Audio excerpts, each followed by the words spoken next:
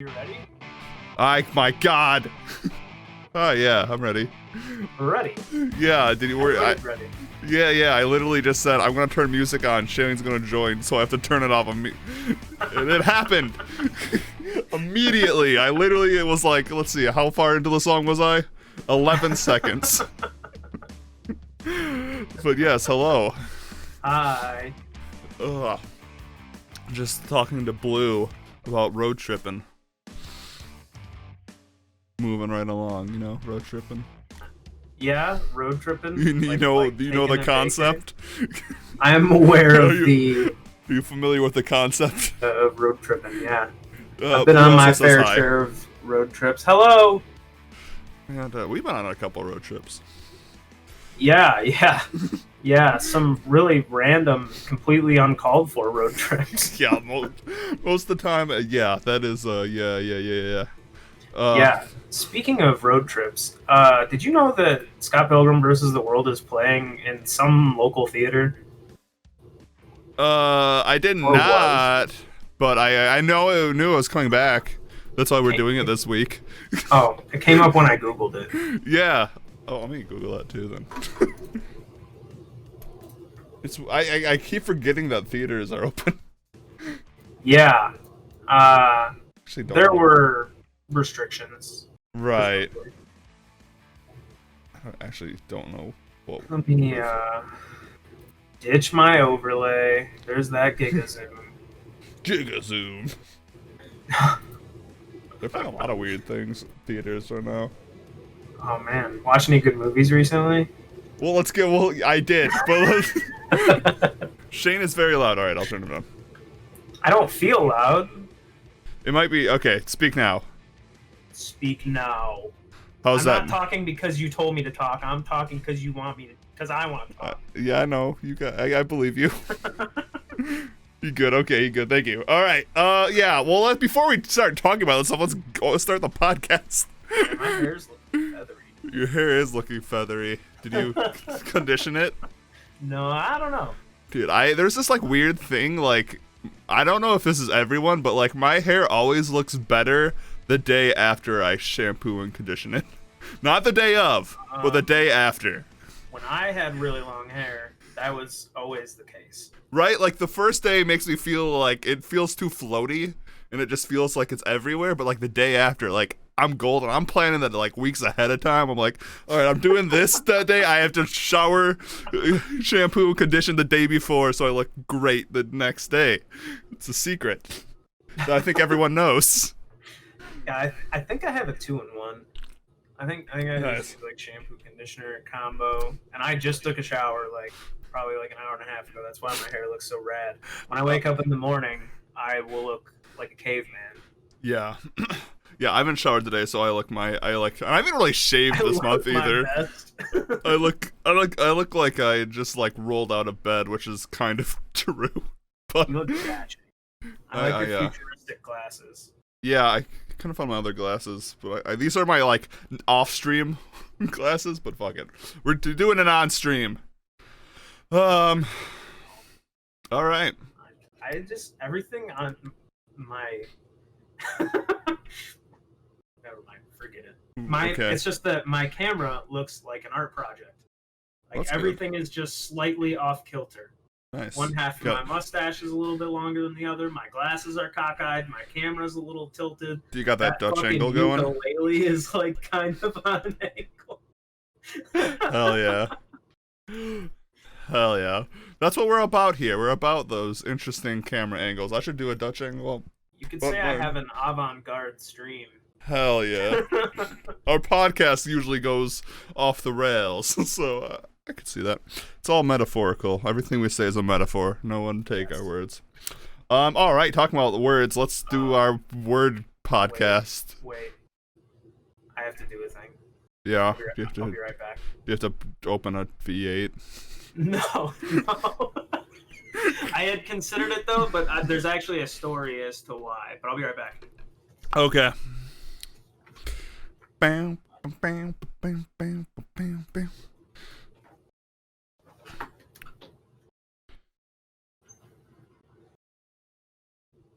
Okay. Hello.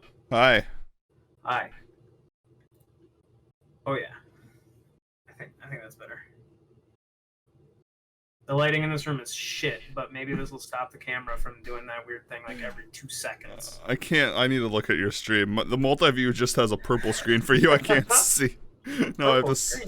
Yeah, it always happens when I do multi-stream. What? Yeah, man. It's all amuck.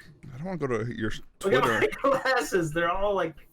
Oh my god, I'm getting an ad! Yes! Twitch, come on. Do it, Twitch. It's literally like an ad for extra strength Excedrin. I dig it. I like it. Yeah, I mean...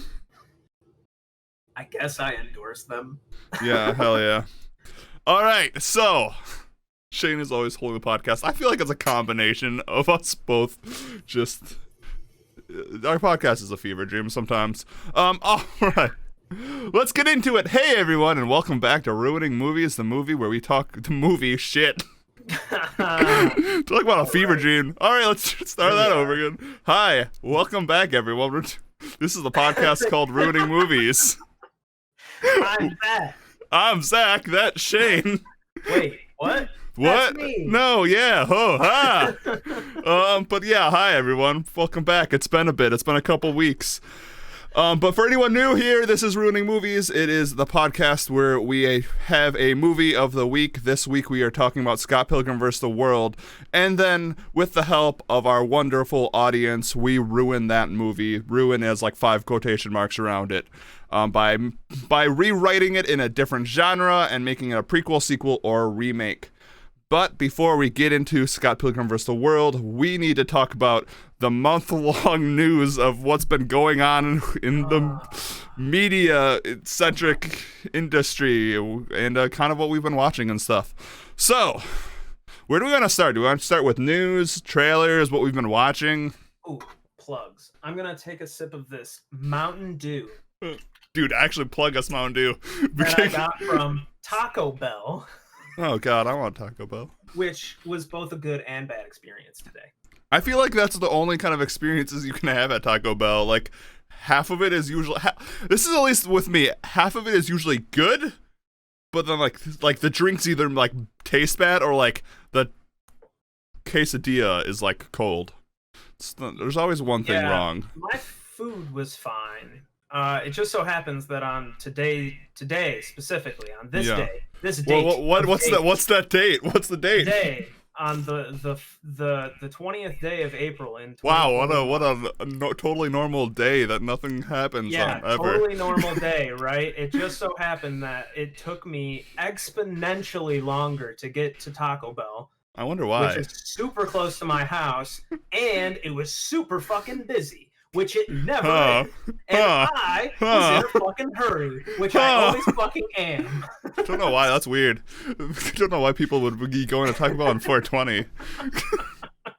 So, it was a bit of a hectic dinner time today, and that's why I have Mountain Dew for dinner, because I wanted Taco Bell, but it took way longer, and by the time I got home, it's like I already have caffeine, I don't need the V8, Campbell's hasn't hit me up. Mountain Dew and Taco Bell might. So yeah, hit us up. I go a lot. I go like once a week sometimes. I have to change Taco Bells every day because they know my order. No, that would be... What if there's like there has to be people like that, like they go to like multiple Taco Bells or like multiple fast foods just so like they get it every day, but they don't want to... That's like I feel like if I ate the same fast food every day, I would start getting really self-conscious, and then I would have to like have a bunch of different McDonald's I'd go to. Like Monday, Wednesday, Friday, go to the one down my street. Tuesday, Thursday, go to the one like 20 miles away. Yeah, I might like accidentally like meet my wife if I go to the same Taco Bell for like too long. It's like one day, Yeah. Out of the 500 days in a row that I went to Taco Bell. Yeah. Some people know my orders off by heart. I think I've only had that happen like at a bagel place for me in high school. to keep it on the theme of movies, in Super Size Me, there was that dude that got a Big Mac every day at the same McDonald's for like his whole fucking life. Yeah, that is true. Super Size Me was such a weird documentary. It was like something that we all knew, like, no shit, eating McDonald's every day was gonna be bad for you. But like, it was also a pretty entertaining documentary. But like, also, it was like the case study was like something everyone was like, duh. I was like, wait a second, this guy's gonna do what? Yeah, I'll watch him do that. Yeah, sure. Okay, sign me up. Yeah, and then like after like a weekend, it's like I would die. I would feel so miserable. I feel miserable right now. Just use different accents every. Oi, oi, I'm back. I mean, oi, I'm new here. This is my first time at Taco Bell. What do you have on your menu? Can I have one of those Chupa Lupas? That would be super funny. Just change your outfit every time you go. Dress the part. RP Taco Bell runs. Oh, that would be amazing. All right, let's talk about movies. Let's talk about what we've been watching. So it's been like a couple weeks since we've recorded because I've had to do real life stuff. I wish Edgar Wright was directing my mundane life because it would be more exciting, like Scott Pilgrim or Hot Fuzz or Shaun of the Dead. But it's not. It's been boring adult things. So, what? Okay, let's start this off. What is the one thing you have watched the last 2 weeks that you are excited about, that you actually really, really liked? I have something. I can only pick one. There's honestly so many. Well, I know there's a lot, but let's start with like our most favorite, and then we can go down. Winter Soldier. Like the season finale is this Friday. Yeah. Or Falcon versus Disney's Falcon and the Winter Soldier. I want the Falcon versus the Winter Soldier at this point. Yeah, no, I think. Yeah, so let's talk about this up front. Everyone, spoilers for the Falcon and the Winter Soldier. And buckle up, cause it's a fucking doozy. Yeah. So I mean, I think our predictions are 100% spot on. This is much better than WandaVision. And they are fucking nailing it. And they are. A single thing in this finale to hurt me. Well, I agree. I agree. Which is so funny because we were very, very hesitant going into WandaVision's finale, being like, is it going to turn out to be regular Marvel balls of light going at each other? It was, but like, that's what it's going to probably be for the finale of this show too, but it makes sense. Yeah, so in WandaVision, okay, let me just say two things. In Falcon and the Winter Soldier, it feels like for the last 5 episodes, I have been watching a pot of water boil. Yeah. And in this episode, it's going to boil over. Yeah. In WandaVision, it felt like there was a pot of water on the stove for like the first 3 episodes, and then they took it off. And they fucked with it a little bit, and they did some stuff, and then they put it back on for a little bit, and they took it off, and they put it back on, and then in the very end, they just like turned the heat way on and threw it on the stove and just left it there to burn. They also threw some like weird like seasoning in for no reason, and they just said it was for aesthetics. It wasn't actually to season the show. Yeah, kind of just different. Yeah, show it's like I know what to expect, and I'm just not mad about it. Right. No. Yeah. My only critique of this show, I like, first of all, like, I don't think it's like the perfect show, obviously, but I think it is one of the best things Marvel's done. Really good show. The only critique, which isn't even a critique because I still like the show a lot, I think the least interesting characters are Sam and Bucky. I can agree with that. Like, if you had completely removed them from the 4th episode, I probably wouldn't have even given a shit. Right. Like, I'm glad they're there. They're cool. They have, like, interesting stories, but, like, every other storyline in this show is so much more interesting. Mm-hmm. There's just so much going on that, like, I feel like my emotions are spread a little thin. Yeah. Which I'm not totally mad about because of the setup for the last episode. Mm-hmm. You know, I feel like there's been this big setup, and now there's just going to be a giant payoff. Like, Bucky and Falcon are going to fight the Flag Smashers, and then they're going to fight the U.S. agent. Yeah, and then the U.S. agent's going to be there. Kurt Russell. I keep forgetting he's Kurt Russell. Get his ass kicked. Kurt Russell and Goldie Hawn, well done. Dude, honestly, dude's a good-looking dude. No matter how you feel about this character, and everything he's done. And all I think he's a good character. He made you hurt because he's not Steve Rogers or whatever. Not you necessarily. Just I'm speaking in general. How dare you? No matter how the public or the internet or Reddit feels about the character. I'm listening. But I'll be right back. Wyatt Russell is just on another level, man. That guy, it's like every scene he's in, he's where my attention is focused. It's not to take anything away from the other characters. Like, they're all pretty great, and they all have very compelling stories, and I'm very interested in everything that's going on. But Wyatt Russell just kind of steals the spotlight in every scene he's in. I agree. I think he is acting really, like, his acting is very good, very for the character. I also think his character is has depth to it, which is not to bash Marvel too much, like, sometimes doesn't happen that much in Marvel movies. Specifically, the idea of it only came up a little bit, I think, in episode 3, before, obviously spoilers ahead, before Battlestar died, which was his we're giving them all. Which his partner died, but they were talking about like, and this is gonna get political, which something I also like. We talked about how Marvel might not really dive into the politics of things and kind of avoid it, but they've actually kind of embraced it, which is a nice change. Like, they could do more, but like, they've embraced it. But they're I think they can only, if they keep on course, it will be good. They could mess it up. Like I said, they always have a chance of messing it up, but who knows? And at this point, I have no complaints. I think they have done a good critique on everything. But the idea that with the new Captain America, I'm gonna call him U.S. Agent because that is who he is now, is U.S. Agent. Yeah. Is that he brought up the war he fought in, which was the war in the Middle East, Afghanistan, and kind of being like, I didn't feel like a good guy over there. I felt like I was doing what it was to survive. And I think that is a very interesting idea, comparing to the first Captain America, who arguably fought in probably the last good versus evil war that America has fought. Like, I know that's very debatable, but like, World War II was really the last war where it was good versus Nazis. Like, it was a clear good versus evil. Every other war has been very muddy ever since World War II that we have fought. Specifically, the current wars we are fighting.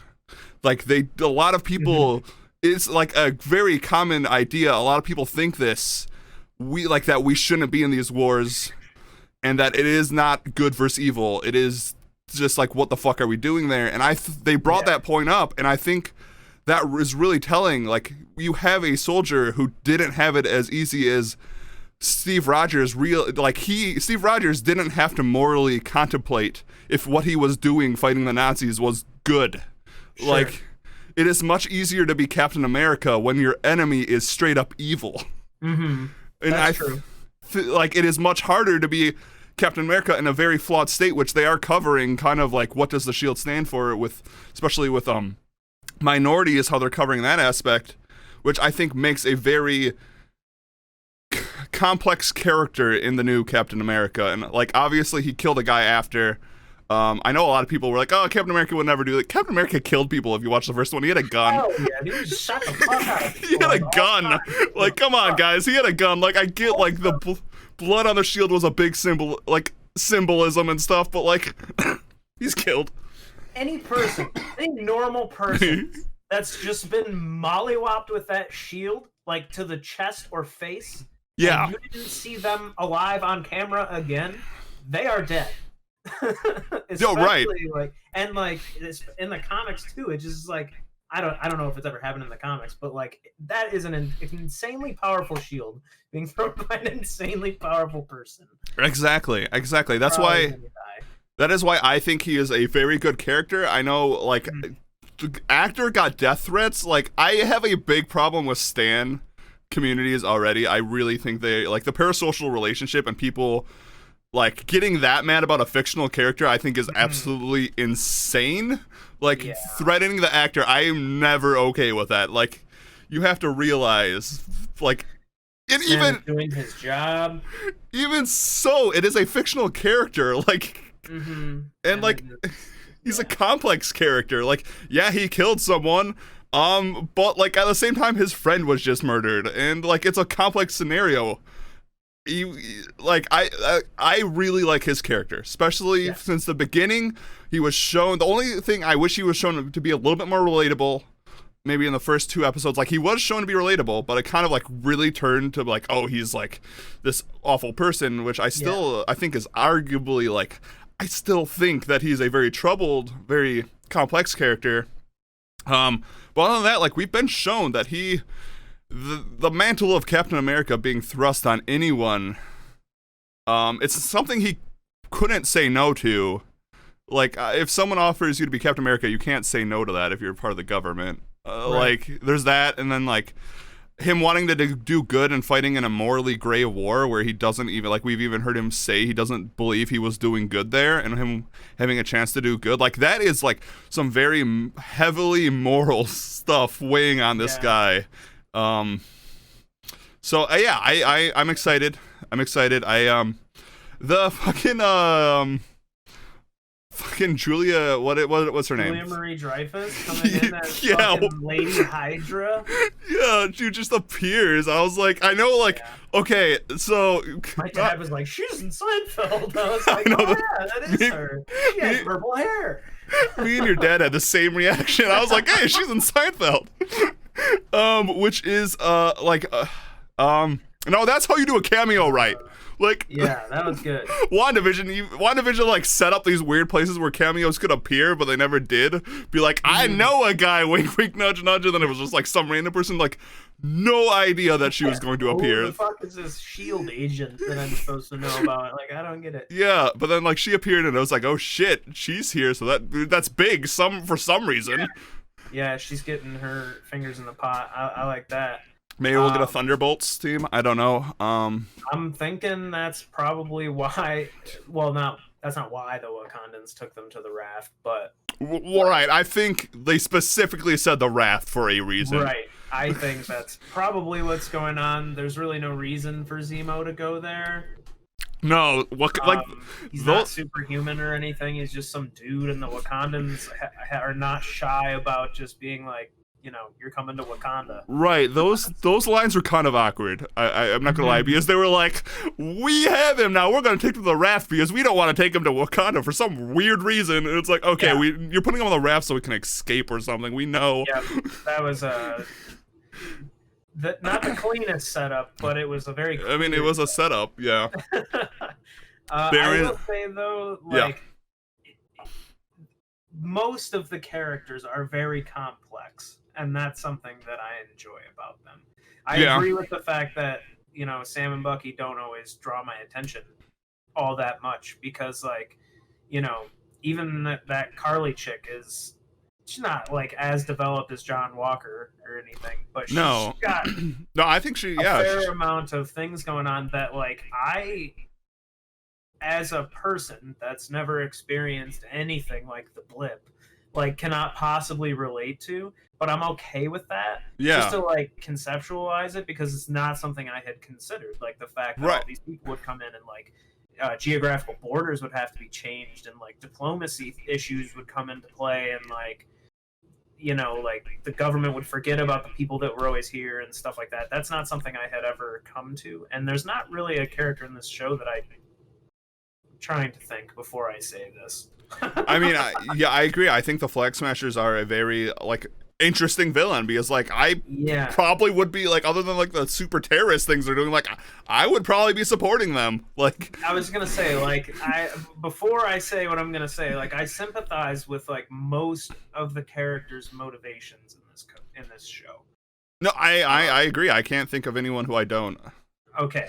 Like, I didn't want to like put myself in a corner or anything, but pretty much like everybody's cool except this one person maybe who I have a gigantic theory on, and you all can flame me if you want, but I'm pretty sure that Sharon Carter. Sharon Carter is the power broker. I think so too. I mean, it could be a Mephisto thing again, and I could be wrong. I'm just putting it out there. Like she's doing something shady. But I actually like what I feel like Sharon Carter didn't really mean anything to me. Like in like she just felt like just there in the other like instances she was ever there. Like she appeared like what in 2 movies or something like that. Maybe a movie, 3, but there was like a very like minor instances of her appearing and like me not giving a shit. She wasn't a character. She was just like. She was just a one-line, like, this is a S.H.I.E.L.D. agent, like, who was related to Peggy Carter. And that was all of that.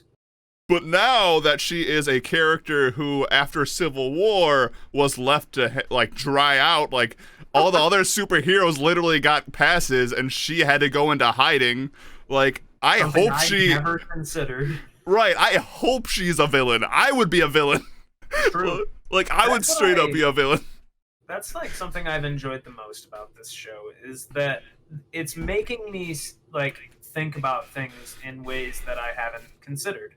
Yeah. Like, her, for instance. Like you just said, after Civil War, she pretty much just got hung out to dry. Yeah. And, she's still alive and pissed off. Like... Very understandably. She seems pissed off. I mean, when she's with...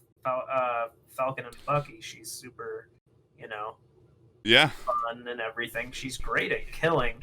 Anyway, but also, like, with the Carly thing, like, I had not even considered that as a problem. Right. Like, the people coming back. In fact, in retrospect, I kind of feel like an asshole for laughing in Spider-Man Far From Home when all those kids snap back into reality.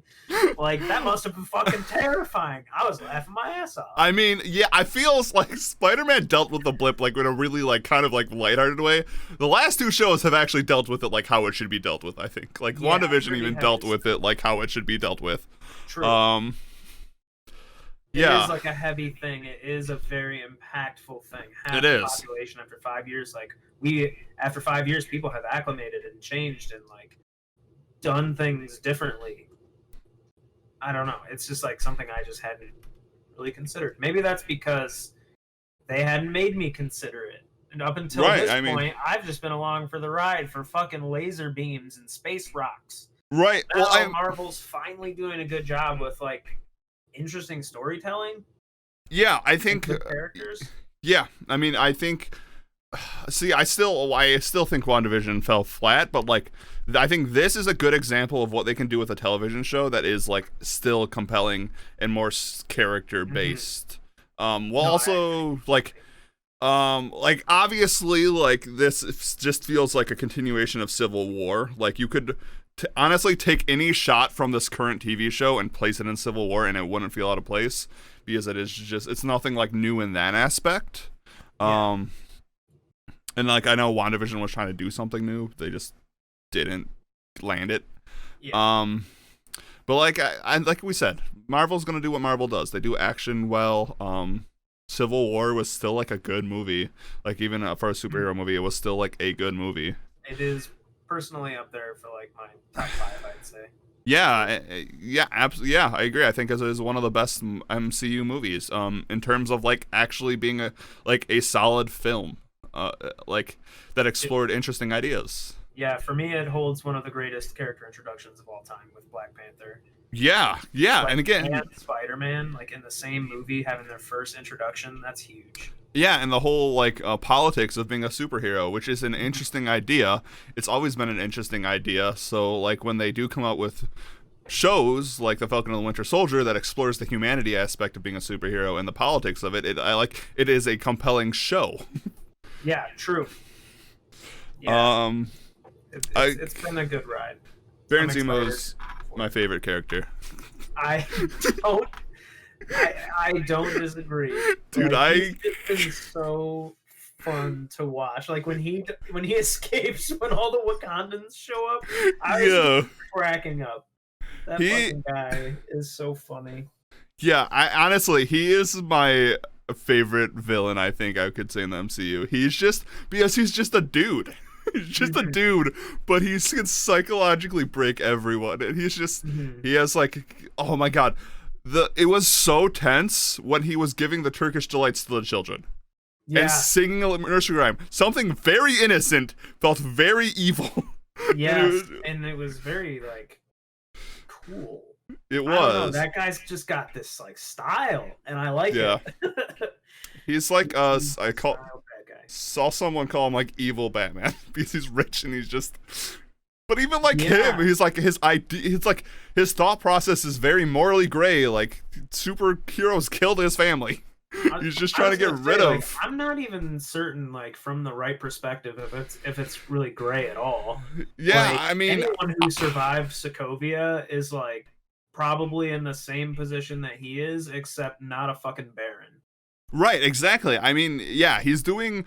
His motives seem very realistic. Like super strength people killed his family, so he's trying to eliminate super strength people.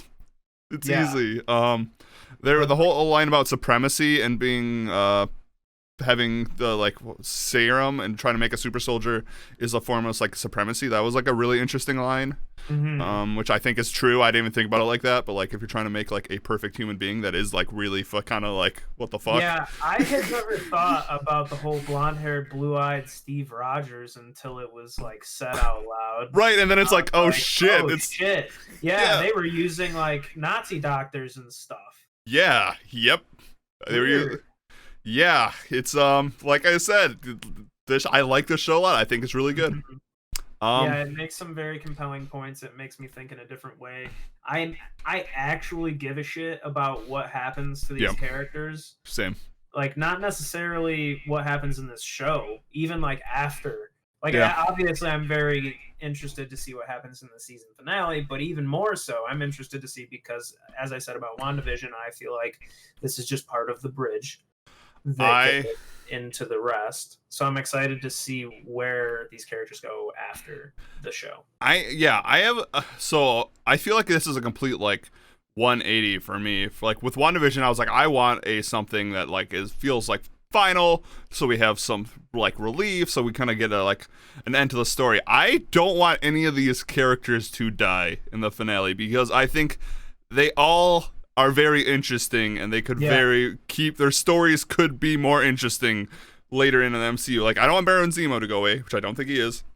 Bucky, Sam, like I said, my least favorite people of the show, but I think still interesting, still good. Yeah. But I want to say that like I still think they are good. Especially Sam's story. I think Sam's story is actually very compelling. Bucky, I don't know. I've never really had a connection with Bucky, but I think he's cool. See, and I'm kind of the mindset of like I've never had a connection with him, but now like I like him a lot. That's fair. I like again that this show's making me think about things I've never thought about before. Like up until this point, I was like, this guy was a brainless assassin that decided to be good. Yeah. And now, thanks to some thoughtful exposition and some like good comic relief and some like cool flashbacks and stuff, I feel like I just know a lot more about this character, and that was just in the first like 2 episodes. Yeah. And now we're on to the 5th episode, and it's like every move he makes, I can see like the progress he's trying to make, and like definitely I don't know. It's interesting. I'm glad that him and Sam finally had like a moment this episode, and I love the scene where they're walking away from each other, but they're figuratively and literally on the same path. Yeah. I mean, I think there was some weird pacing in the last episode, but other than that, I thought it was good. Just like a little bit of weird pacing. But other than that, I really liked the penultimate episode. I'm happy with it. I like the setup though, but I do agree completely. I don't want to see anyone. I'll actually put it out there. My official prediction for this last episode is that I don't think anyone will die. I think the Flag Smashers might. I think Baron Zemo might get a kill. I don't think they'll all die. I don't think they'll all die, but I think maybe the leader. You think Carly Morgenthau? I kind of do. I hope Baron Zemo makes it to the end, the final one. I don't know if he's escaped the raft yet. Because I would love to see him actually kill a super soldier. That would be interesting. Yeah, I don't know if he's going to be able to escape the door. Yeah. No, I don't think he is either. Escape the raft. I think that's his plan, but I don't know. Yeah, but I don't think it's gonna happen.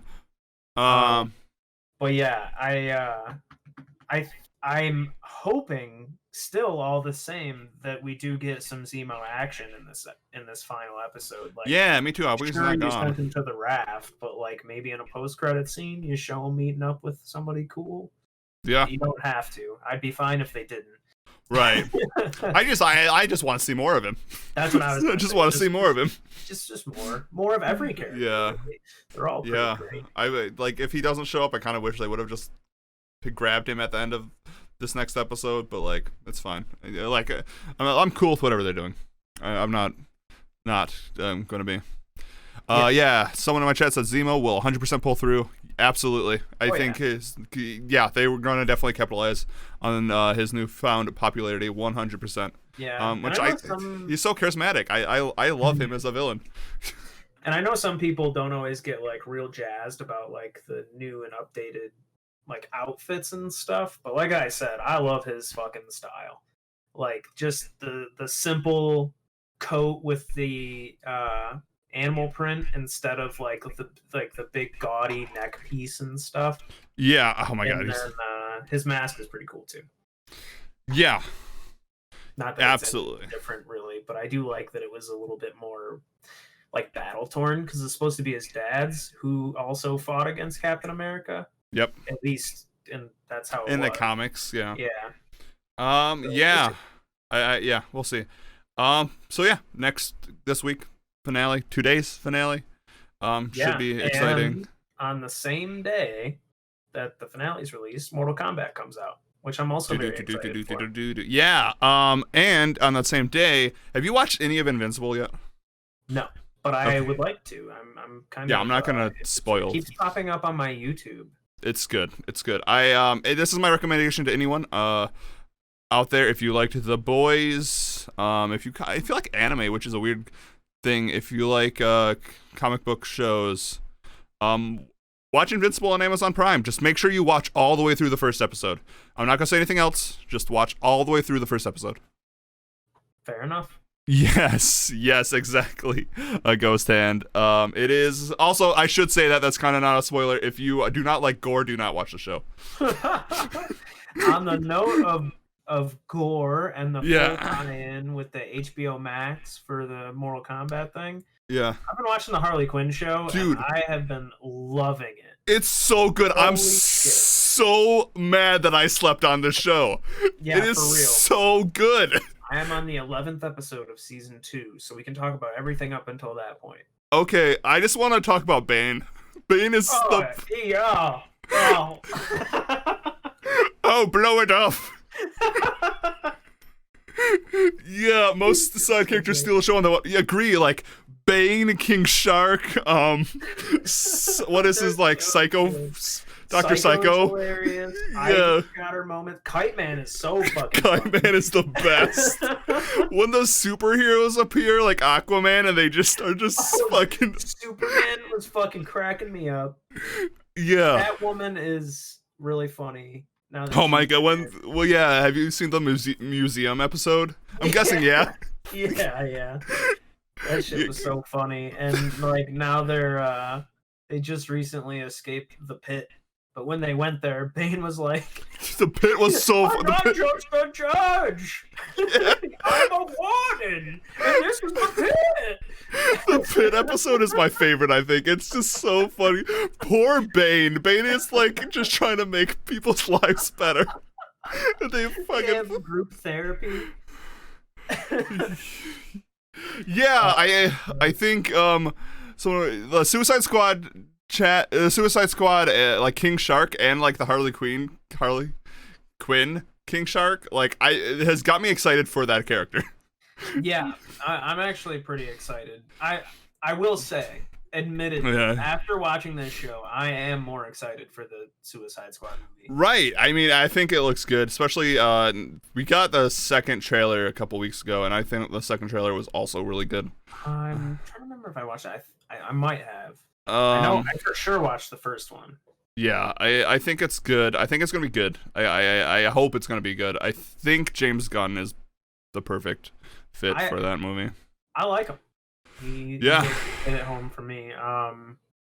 But yeah, Harley Quinn. That's gonna be good. Harley Quinn. It's been a great couple weeks for me of watching superhero shows. Same. Well, not superheroes specifically, but just like media in general. Yeah, no, absolutely. I don't think I've watched anything the last couple weeks that I haven't really liked. But yeah, the Harley Quinn show. If you have HBO Max, if you're looking for a absolutely hilarious show, Gorefest. Yeah, it's gory. It's so damn funny. Heartwarming. It's funny. That's the thing. It's oddly heartwarming. And it has like a good story. Like the story of Harley, like leaving the Joker. It's great. It's like such a good story. I genuinely thought that it was gonna be like Family Guy, where it was like every episode's a new caper with Harley. It's funny and haha. Yeah.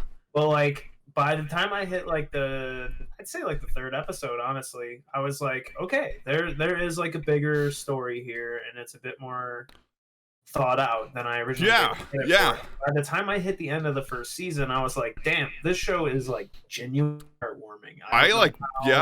That happened with all of these insane characters, funny shit that they say, and the fucking insanity that happens on screen. But they somehow managed to hit me in the feels, like not once, but like multiple times. Yeah, absolutely. End of the first season, and so far we're in the second season. I'm very excited for season 3. It was announced. I'm excited. I binged both of them in like a week. I was like both seasons. Pretty much where I'm at. I don't know how many episodes are in the second season, but I'm about to watch. I think you're getting towards the end. Yeah, I think you're getting towards the end. Yeah. It's good. It's good. It's very good. I'm excited. Yeah. Agreed, Ghost. To keep the track on Max. You watched the 4 hours, didn't you? How was it? Was it worth it? I did watch the 4 hours. Was it worth it? Okay, I wish that I could source my I wish I could like cite my resource here, right? Because there's a YouTube channel that I watched like an analysis on it. Okay, before we get into this, did you watch all 4 hours in one sitting? It was spread out throughout like a 6 hour period, 7 hour period. So pretty much. For those who don't know, we're talking about the Zack Snyder Justice League cut.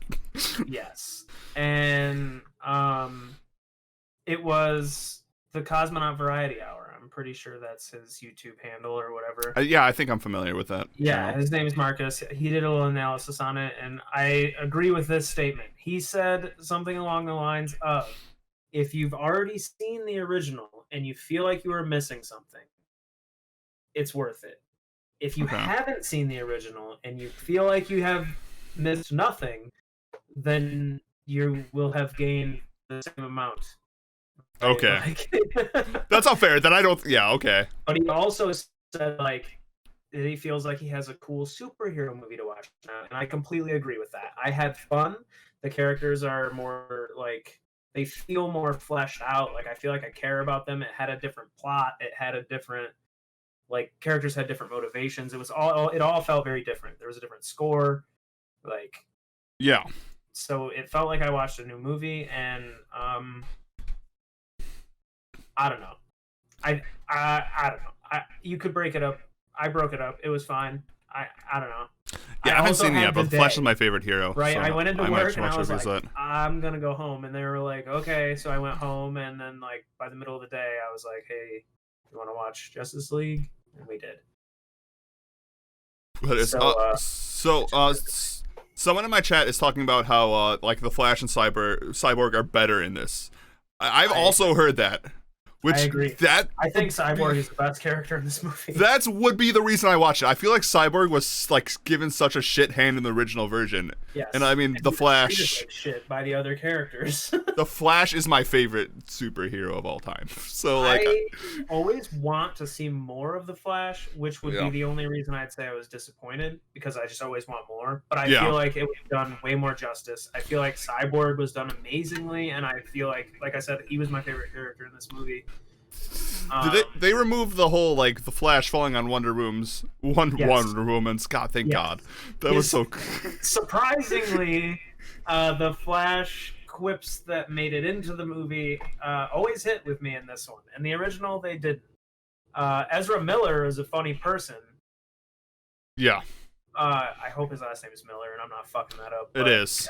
It is. Ezra Miller is a funny person. So, like, in the original movie, I was kind of like, man, these are not hitting. I'm sorry, dude. And then in this one, he had me going. He just fights people on the street in real life. She's a weird kid. Dude's weird. Like, dude is like like he's a good actor, but like he also like fights people on the streets. He's fucking. I don't know anything about him. I just, No, I'm not saying like that. You should know. Just it's a funny contrast that he's the Flash, but he like it's like a legitimately like chokes people out and like beats people who don't deserve it on the street. No, it's not a good beating people up on the street. He's not like what's that guy's name? Phoenix. Joaquin? No. Rivers? No. One of the five? Stop. If you haven't guessed it yet, you're not gonna guess it. I have to make sure. I have to make sure. Hold on. Go for it. There's a guy, a real life superhero. Oh, is he in like Seattle? Yeah. Yeah, I know what you're talking about. No, Ezra Miller's not being a superhero in real life. He's just being a fucking Phoenix Jones. Narcissistic actor. His name was Phoenix Jones. Yeah, didn't he have to like? Yeah, I know. I think he had to stop recently. Yes. Yeah. I don't know. I was watching like the mythos of it, but I'd watch a movie I'd watch a documentary on that. That sounds cool. There's one on YouTube. I'll send you the link. Oh hell yeah. Yeah, okay. So I don't know. Maybe I'll watch it in chapters. Like, just to see Cyborg. I recommend breaking it up unless you're like real committed. I mean, I don't know. Yeah. I wouldn't want to sit through it without stopping. Like, Jesus. I'd have to like prepare. I would have to have like a bunch of snacks nearby and hydration. Like, a bunch of like a gallon of water. Yeah. Bedpan, like it'd be a mess. But overall, like I did enjoy the movie. Okay, that's good. I think I'm coming around to it. I think I'm gonna watch it eventually. I didn't hate it. But we're talking about Zack Snyder and his DC comics. There's two directors I want to talk about right now that I've just read articles on. I think directors need to like actually start interacting with real life people again. Because I read an article where Zack Snyder didn't like the name of the Dawn of Justice, Batman vs Superman, and he said I wanted the title to be something more poetic. Do you know what his example was? Son of Sun and Night of Night. Yeah, somebody clipped that. Us saying that simultaneously. We'll put that in the beginning of the episode. The Son of Sun, the Night of Night. I went to art school and I've heard less bullshit there. Yeah, I'm so fucking glad they didn't name it that. Zack Snyder, please. And then Steven Spielberg talking about Indiana Jones and possibly like passing off the mantle to being a female because obviously Harrison Ford is old. He shouldn't keep being Indiana Jones. He said he had a son. Yeah, but I don't think that is true. But anyway, he was talking about the possibility of like a female Indiana Jones possibly happening, and he'd be like, yeah, but we'd have to change her last name to like Jonas. That's not how last names work. What the fuck? No, you would change her first name to Indianapolis, you asshole. Right, it was like no, you don't have to change the last name if they're a woman. That's not how that works. Directors, talk to real people, please. Yeah, that is so fucking funny. Someone in my chat said Harrison Ford is one interviewer asking him about Star Wars away from having a heart attack. That's good. That's really good. All right, HBO Max. I think. Oh God, HBO. We're talking about a lot of HBO. You watched Kong vs Godzilla yet? I did. That was good. Like that. Yeah. Now that we're on to that, I really liked it. I thought it was. I did too. Good. It's like the first movie where I think they nailed it with like the humans. That's what I was gonna say. Yeah. They kind of like kept them out of the fucking way, and their stories kind of didn't suck. There's one part that I didn't like. Was when Godzilla blew a hole through the earth. I mean, that was insane. How the fuck could he do that when he Right. lost any fight in the last movie? Like, I don't understand. Anyway, no, so there was a part earlier in the movie where the kid from Deadpool 2. Yeah. Took me a minute to realize that's who that was, but yeah. Yeah, he was like, no, that's a Mechagodzilla. And I was like, dang, that kid guessed this thing's fucking name. And then, like, 20 minutes later, the guy was like, my Mechagodzilla. And I was like, dang, how'd that kid guess The kid is the villain. What the fuck? Like, is this the guy's kid? I don't understand.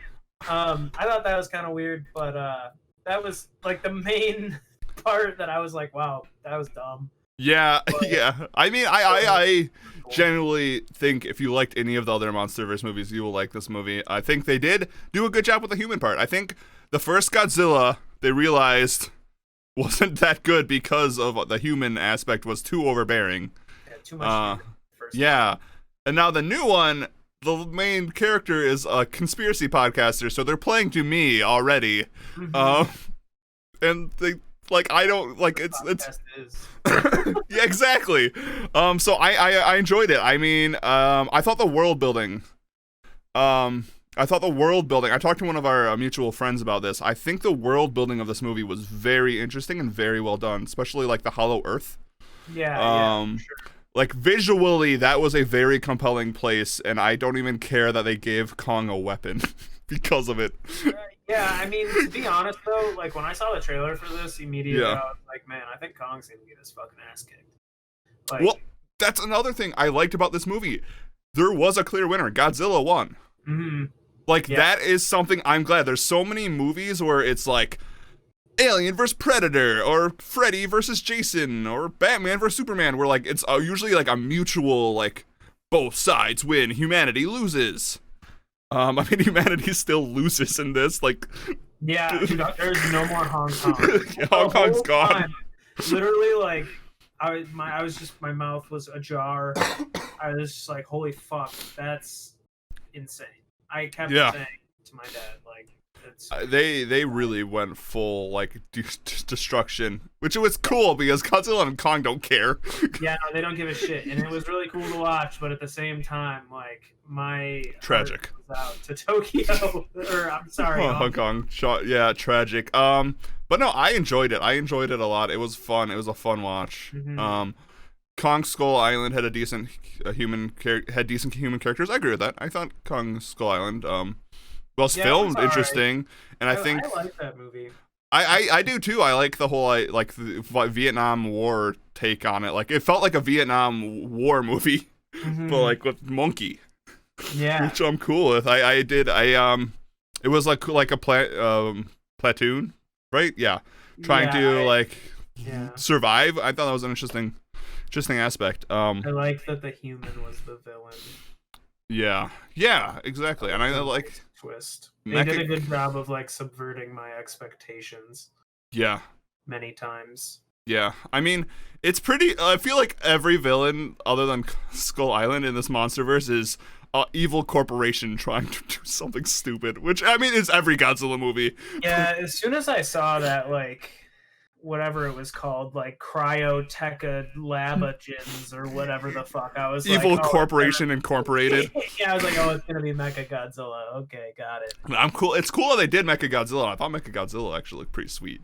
Yeah, no, I liked it a lot. I will say, though, I don't know if it's on tape, but I'm pretty sure you and I both pretty much called this entire movie, like, months ago. No, I'm pretty sure we did. I'm pretty sure we did. It's not that hard of a movie to call. No, like, we had it pretty much on the fucking nose. We were like, well, I mean, who knows if either of them will win. Either way, there's going to be another bad guy, and they're going to team up, and then that's exactly what I think that's like every versus, except I don't know if Freddy versus Jason. I don't think anyone, like, there was a third bad guy. I think they were just killing humans and each other. I think humans are the third bad guy, technically. I don't even think. They try to, what, like, a slaughter fest. Fight each other, and then they set them on fire. Yeah. And then they both survive, because that's what slasher flicks are. Yeah. Those types of slasher flicks. Yeah, absolutely. Oh my god, we're already like an hour in. We have so much to cover. This is a mega episode, everyone. Buckle in, because we haven't been here for the last 2 weeks. feel like I have a lot to talk about. I do too. So I HBO Max. I watched Doom Patrol again. Highly recommend it. That's next on my list after the Harley Quinn show. Yeah, well, I watch it. I agree. It's probably one of my favorite superhero shows. I mean, Doom Patrol is one of my favorite comics of all time. It has some of my favorite arcs.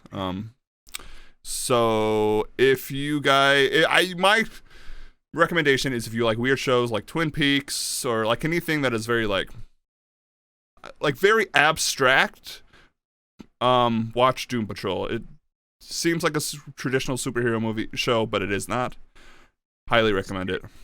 I also have to finish the new Watchmen. I'm only which also was pretty good. I think I'm on the 4th episode. That was also pretty good. I expected it to be pretty bad because it's hard to do Watchmen, but I thought it was pretty good. Okay. Yeah. Yeah. You'll finish it. I think that was interesting. Yeah. Oh yeah. Brendan Fraser being like a lead in Doom Patrol is so nice. He's in Doom Patrol? That makes me he's like one of the main characters. He's amazing. It's so glad.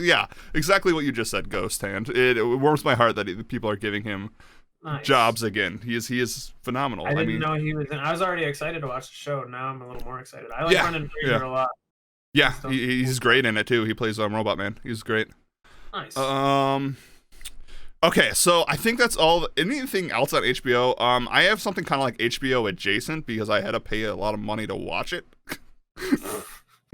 Is that what things adjacent to HBO are? It feels like it. Okay, so I guess this is my crossover. Is I paid Askren pay-per-view? No. Oh, we'll get to that after this. It was Nobody. Have you seen? Oh, Nobody? I'm actually really excited to watch that. Dude, it is so good. Well, because you have to pay $20 to rent it. Theater right now, right? Right, you can either go to theaters, but me and a couple of my family members, we rented it for $20. I want to check it out. It's amazing. I think if anyone likes John Wick, watch Nobody. Bob Odenkirk kills it, absolutely kills it in this role. Nice. Highly recommend. I'm not gonna say too much. It's like a working class John Wick. It's great. Cool. Yeah, that's pretty much what I gained from the trailers. And also feels like was edited by Edgar Wright at points, which was also pretty nice. It has some pretty slick editing in it. Big fan. Bad segue because we're about to talk about Jake Paul. Yeah, you're leaving this part of this conversation. So it's only minorly connected to what we do, but it's still within our media type, so I'm pretty comfortable with it. Yeah, no, I mean, we talk about whatever. Yeah, because, Jake Paul is like a world-famous YouTuber and stuff. Yeah. So for those of you that don't know, Jake Paul, quote-unquote world-famous YouTuber and stuff, also professional boxer and blah, blah, blah, could kick my ass for sure, went one-on-one with former UFC fighter Ben Askren, who clocked in at like an impressive 18-2 record or something like that. I don't fucking know. I'll have to look. But let me see if I can find it. Win-loss record. Here we go. He's 19-2. Yeah, 19-2, and then he lost this most recent fight against Jake Paul. But he now holds the record for the fastest knockout in UFC history. Oh damn! Being on the receiving end of like a 900-mile-per-hour knee to the forehead, which sent him to the fucking shadow realm. In a matter of 3 seconds. And now he also got knocked out by Jake Paul within the first minute and a half of this fight. You can watch the whole thing on a Twitter clip. Just look it up if you want. Yeah.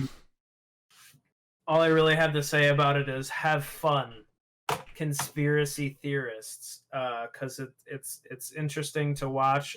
Congratulations, Jake Paul. Good luck on your career. Pretty interesting to see what he's doing, and he's got a lot of challengers in front of him. So I don't really have a whole lot to say about it. I don't really think it was rigged. I just want to put that out there publicly. That's about it. It's our public. It's the podcast stance. To the millions, our podcast stands as it's not rigged. Yeah, that's our stance. Right, I'll back that up. I don't know what's happening, but I'll back that up. We had to talk about it. We share a medium.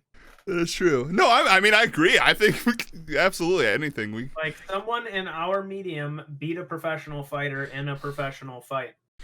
Okay, so I have a segue when you're done, I think. Like, you could challenge him. Did you want to tweet him? We should tweet him. No, I don't want to tweet Jake Paul.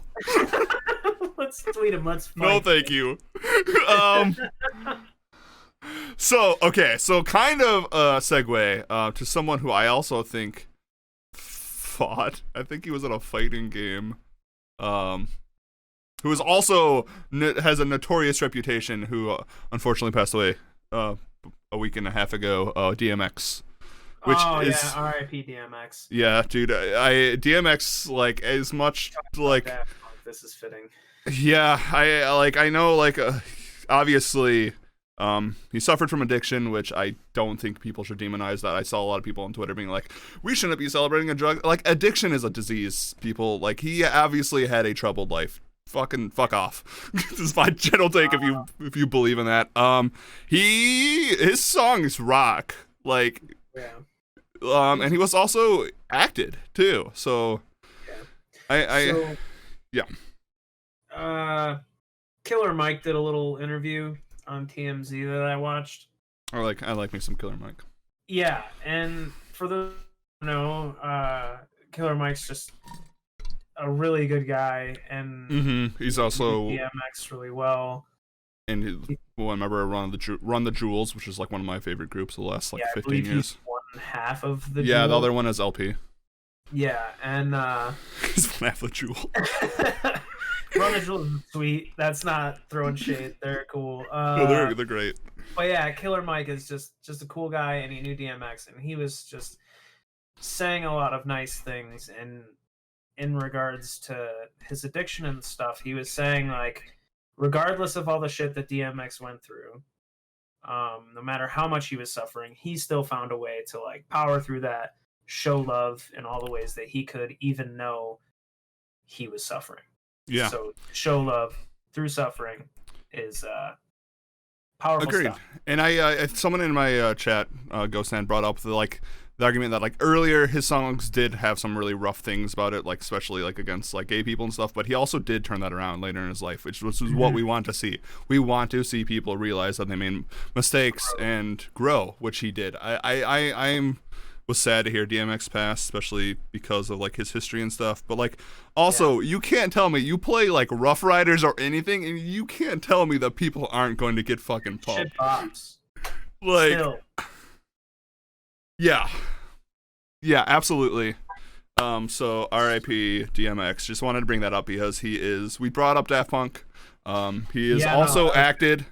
He was an actor. His music was influential.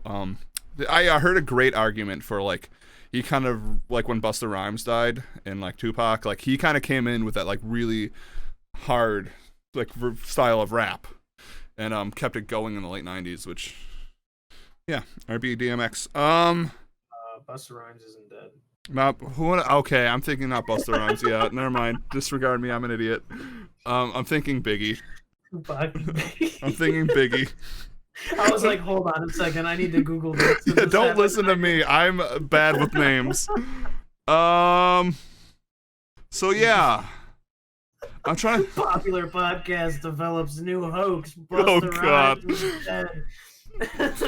No one quote tweet me. Oh God. All right, I'm looking. There's like been a lot of stuff happening. I'm looking through any news you want to talk about. I was like, go through all this, all my notes. I remember the Jake Paul stuff. Okay. So Indiana Jones 5 is, well, we kind of talked about that with Steven Spielberg saying that weird thing about the last name. Also, why? Yeah. Why? Don't make Indiana Jones 5. Make Indianapolis Jones 1.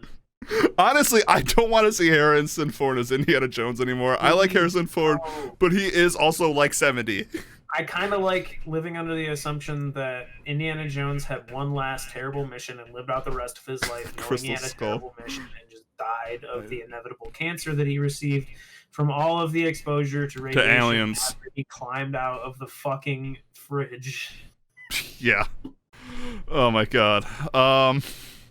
Yeah, that movie really was bad. That's all I have to say about that. Gosh, I recently went through and watched them again, and I watched the first one, and I was like, this movie's so cool. It's so interesting. I like what's going on. It's old, but like it's kind of like holds up still, like in terms of like effects and stuff. And then I watched the second one and the third one, and I was equally excited. And I watched the fourth one, and I was like, all right, I've seen this hunk of shit before. I wonder if it's gotten any better. And my expectations went up a little bit. I was like, it's fucking new. It's going to have new effects. It's going to be cool. And literally within the first 15 minutes, I was like, man, this is going to be rough. Yeah, it was not good. And it was very rough. It was not good. Talking about franchises that probably should have ended long ago, but I'm kind of happy they're not. If I say what? Star Wars. I mean, although they do have a new series coming out. No, I'm talking about Fast and Furious. Oh yeah. Speaking of fucking that, all that stuff that you said. Yeah, we have three more after this. I'm pretty sure. I think 3. No, we have 2 more. I think they said this is like gonna be another 3. It's F9. I'm so upset they're not going to space. Just go to space already. At this point, this movie feels like the show Archer, right? Like it was really kind of like normal. They did like normal shit, and then all of a sudden they're like fucking doing murder mysteries and going to the moon and going under the ocean and actually doing all this weird shit. Have you watched the trailer? I don't think so. So I think you might actually like this twist on this, and I think there's a wrestler, John Cena. Yeah, John Cena is what's his face's brother, Dom's brother. Brother John Cena. Yeah. And his mortal enemy, The Rock. Yeah, which I don't even think The Rock's in the. Maybe he is. I think Rock hates him so much that he's. So fucking dumb, dude. I still vouch for Fast and Furious 7 being actually good for how stupid it is. The one where they jump the fucking car between skyscrapers. Yeah, and the one where The Rock flexes his cast off. So I don't know. I won't watch it. Maybe I'll watch it when it's like on Netflix. I honestly would rather just watch Hobbs and Shaw 2. I haven't even seen the first one. I thought that movie was pretty cool. Like I wish I could just. When I watched that movie, I tried to remove the fact that these guys were from Fast and the Furious. Maybe I'll have to watch it. That know each other from the past. I thought that was an interesting movie. It was a lot less flex out of my fucking cast, that's for sure. Yeah. Yeah. But yeah, that's a real thing. That's a thing happening. So all my Fast and Furious fans out there, you're getting another one. Star Wars has a new series coming out. Series? Television? I really hope they go to space. It wouldn't be television, it'd be Disney. Okay, well, before we talk about TV shows, do we want to talk about, I have one more movie I want to talk about. Well, 2. We've really been all over the place. So, 3. Yeah, so I'm going to try to wrangle us back in because we have been jumping between every single medium. We went from boxing to music to Fast and Furious. So there's 3 other movies I want to talk about before we jump into the shows, because there's some shows I want to talk about too. Have you seen The Hitman's Bodyguard? With Ryan Reynolds and Samuel L. Jackson? I think so, like a long time ago. I remember it being funny. But, I mean, how is it not funny if you have Ryan Reynolds and Samuel L. Jackson in it? But yeah, dude, Ryan Reynolds, like, even when he's bad, he's really good. Yeah, the new trailer for their sequel, Hitman's Wife's Bodyguard, came out. Well, the teaser came out a week ago, and it has Ryan Reynolds, Samuel L. Jackson, and Salma Hayek in it. And it looks pretty. I like all 3 of them. It looks funny. I like the whole idea of, like, Ryan Reynolds being the bodyguard trying to... like, the whole premise is, like, Ryan Reynolds is the bodyguard trying to take vacation from all his psychological distress. Samuel L. Jackson caused him, who is, like, the greatest hitman in this world. But it seems like in this trailer that Salma Hayek is Samuel L. Jackson's wife, and she goes and finds Ryan Reynolds' character, and he gets thrown into it again, and he's just distressed the entire time. But it looks really funny. I'm okay with that. I like Ryan Reynolds. Like I said, I like all those people. Yeah. They're good. Interesting. Yeah, the second one, I think. Have you seen the Shang-Chi trailer? Yes. I think that it looks good. I think it looks pretty cool. It has. When I watched the trailer and they did that like subway thing where the person was like about to fall out and he caught them, but it was at high speed with like crazy action and CGI, I was like, damn, I feel like I'm in a fucking modern time Jackie Chan. Right. Yes. And that was kind of cool. I'm kind of excited for that. I the only thing I kind of wish they would have done is I looked at the director. The director is an Asian American from Honolulu, who says like he's an indie filmmaker, which I'm always for indie filmmakers. I kind of wish they would have gone and got like a director from Hong Kong who who has a background in Hong Kong cinema, like more specifically, like that stuff, because I think like that would have translated better, kind of like how they got Taika Waititi to come do Thor Ragnarok and bring his humor into it. Right. I wish they would have kind of done the same, but I mean, it looks fun. It looks good. I like Awkwafina a lot. I think she's hilarious. Mm-hmm. It looks good. It looks good. I really hope we get Fing Fang Foom. For those who don't know, Fing Fang Foom is an alien dragon. I hope he appears. Yeah. I'm glad that the Mandarin is getting the respect he deserved.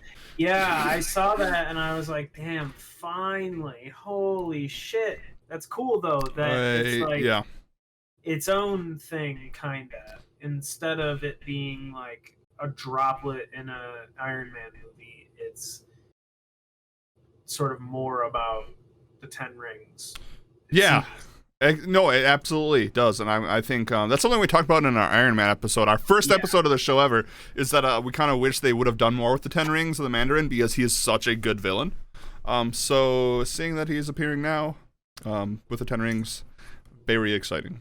We all back Ghost Hand's word. It warms my heart. Yeah, exactly. Ghost Hand said a shame we won't have an Iron Man Mandarin interaction. I agree, because I think the Mandarin first appeared in Iron Man comics.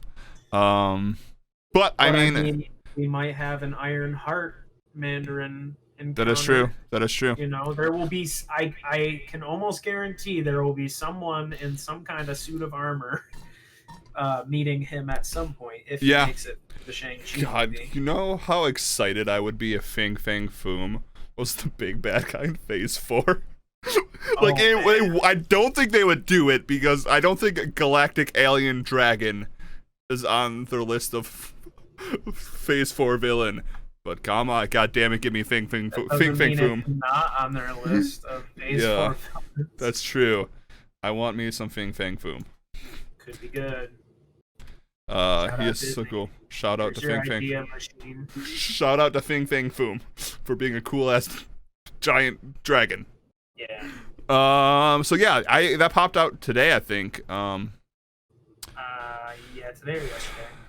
I thought it was really good. I watched it twice. I enjoyed it. And yeah, I mean, it was only the teaser, so hopefully we get a actual trailer soon. I mean, it's so weird nowadays. Like teasers are like 3 minutes. Like, okay, it's a trailer. Then I hope we get an Eternals trailer. That's the one I'm kind of interested in seeing how that's gonna play out. Soon. Eternals. A trailer dropped for. There was a Flash teaser, and there was. Oh my gosh, Jupiter. Immortal Jupiter, is that what it's called? I don't know. Legacy? That sounds familiar, but I don't know what that is. Yeah, Jupiter's Legacy. I don't know what it is either, and I didn't see the trailer, and I don't know anything about it, but I just know that it's a thing that happened. Yeah. Jupiter's Legacy appears to be based off of a pair of books, maybe, written by Mark Miller and Frank Quitely. That's all I got from a quick YouTube search. Not going any further than that. Just thought the people should know that trailer exists. For sure. I've heard the theory that the Eternals trailer is waiting for the director Chloe Zhao. I think that's how you say her last name. If I pronounce it wrong, I'm sorry.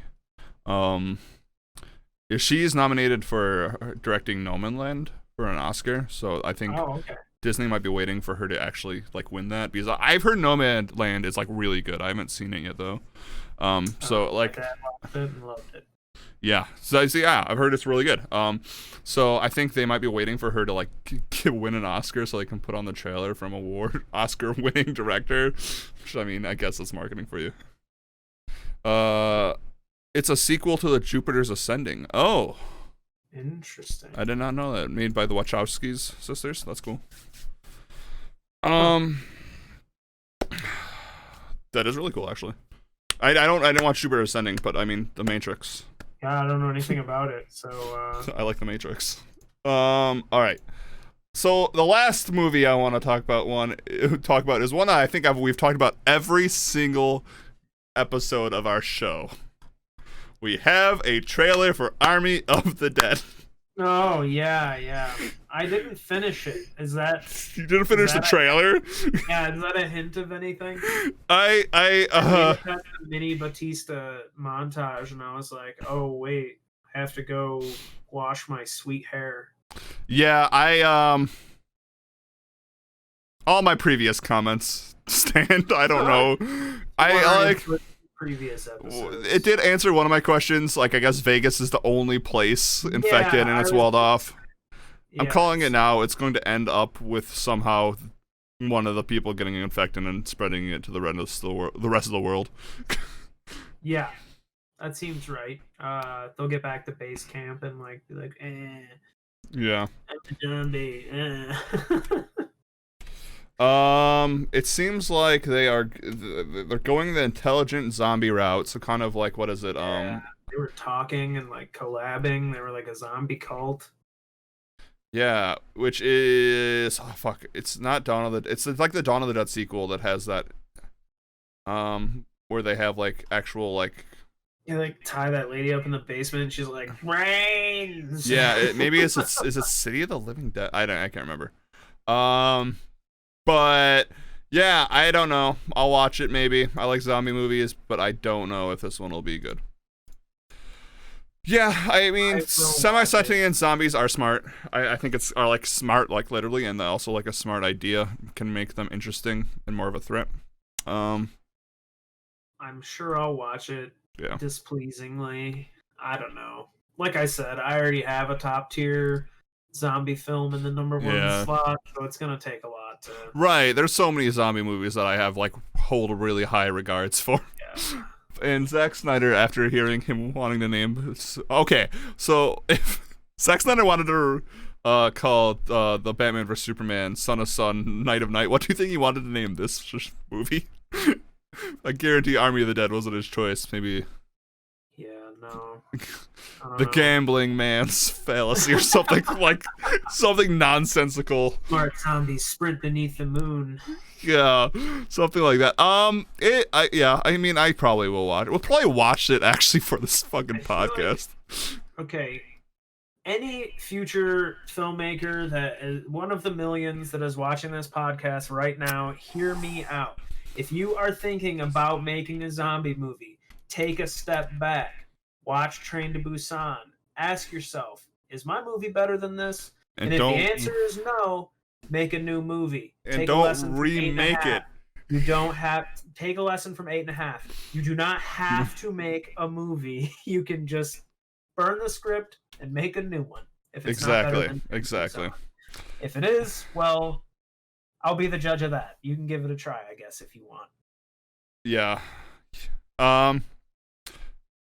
Ghost Hand said The Dead Knights of Sinland, which actually I like that title a lot.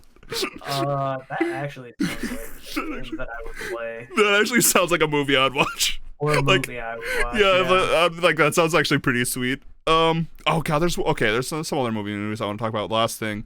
Dead Knights of Sin. Yeah, we're getting a Knives Out 2 and 3. Oh yeah, I saw that they but like it's like Netflix. Yeah, so I really liked Knives Out. I thought it was really fun. I love the whole like Clue genre style movies, and I thought Daniel Craig was absolutely hilarious in it. Yeah, guy's a legend. So I mean, it sounds like he's reprising the role for 2 and 3, so it could be good. But I don't know why they went with Netflix. But it was a $400 million plus deal, so I understand why they did. That's a lot of knives. That's a lot of knives. I hope Someone like I saw like theory crafting was like I hope they do the same like they keep the same cast for each of the movies, but have them playing different characters and have like do the whole like murder mystery thing in different places, like a train, like a cruise. That'd be cool. That'd be like an anthology. But I could also just watch Daniel Craig's character solving murder mysteries all. For real. Yeah. All right. So television. New Star Wars? Yeah, there's a new Star Wars, but I forgot that we were talking about that, so I didn't get a chance to look it up. Okay. New Star Wars. Is it the Obi-Wan? There is an Obi-Wan show, but that's not the one that I was talking about. Oh, well, you're looking that up. So we just talked about the Knives Out 2 and 3 getting a $400 million deal. The Amazon's Lord of the Rings Season 1 is over $450 million. It's the most expensive television show ever made. I don't know how to... I'm excited because I like Lord of the Rings. That's a huge budget. I just saw that. It's a huge budget. This show's called The Bad Batch. Oh, is it like clones? Yes. It is everything. It looks to be everything I ever wanted. I've been saying for years, like, you should take an isolated Stormtrooper story and make something fun out of it. Yeah. That's like everything I'm seeing right now. Is it animated or is it? It appears to be. Which, I mean, Clone Wars was sweet. What was that one game? Republic Commando? Yeah, it's Republic Commando style series. Hell yeah, man. Republic Commando was such a cool game. And you said the Amazon's Lord of the Rings? Yeah, $450 million US. Wow. $650 million for New Zealand dollars. 4 times the cost of Game of Thrones. They better do good. Like, I guess they had an MMO connected to it, which was canceled, which kind of sucks. But I mean, it only spans over the course of like years. What could they do wrong? Yeah, I mean, they only have the first, second, and third age. I don't know I wonder what they're touching on. I wonder if they're going off like the Silmarillion or. Well, I mean, they'll use the Silmarillion for. Well, yeah. Stuff, but like, I hope they do. They have to. I think.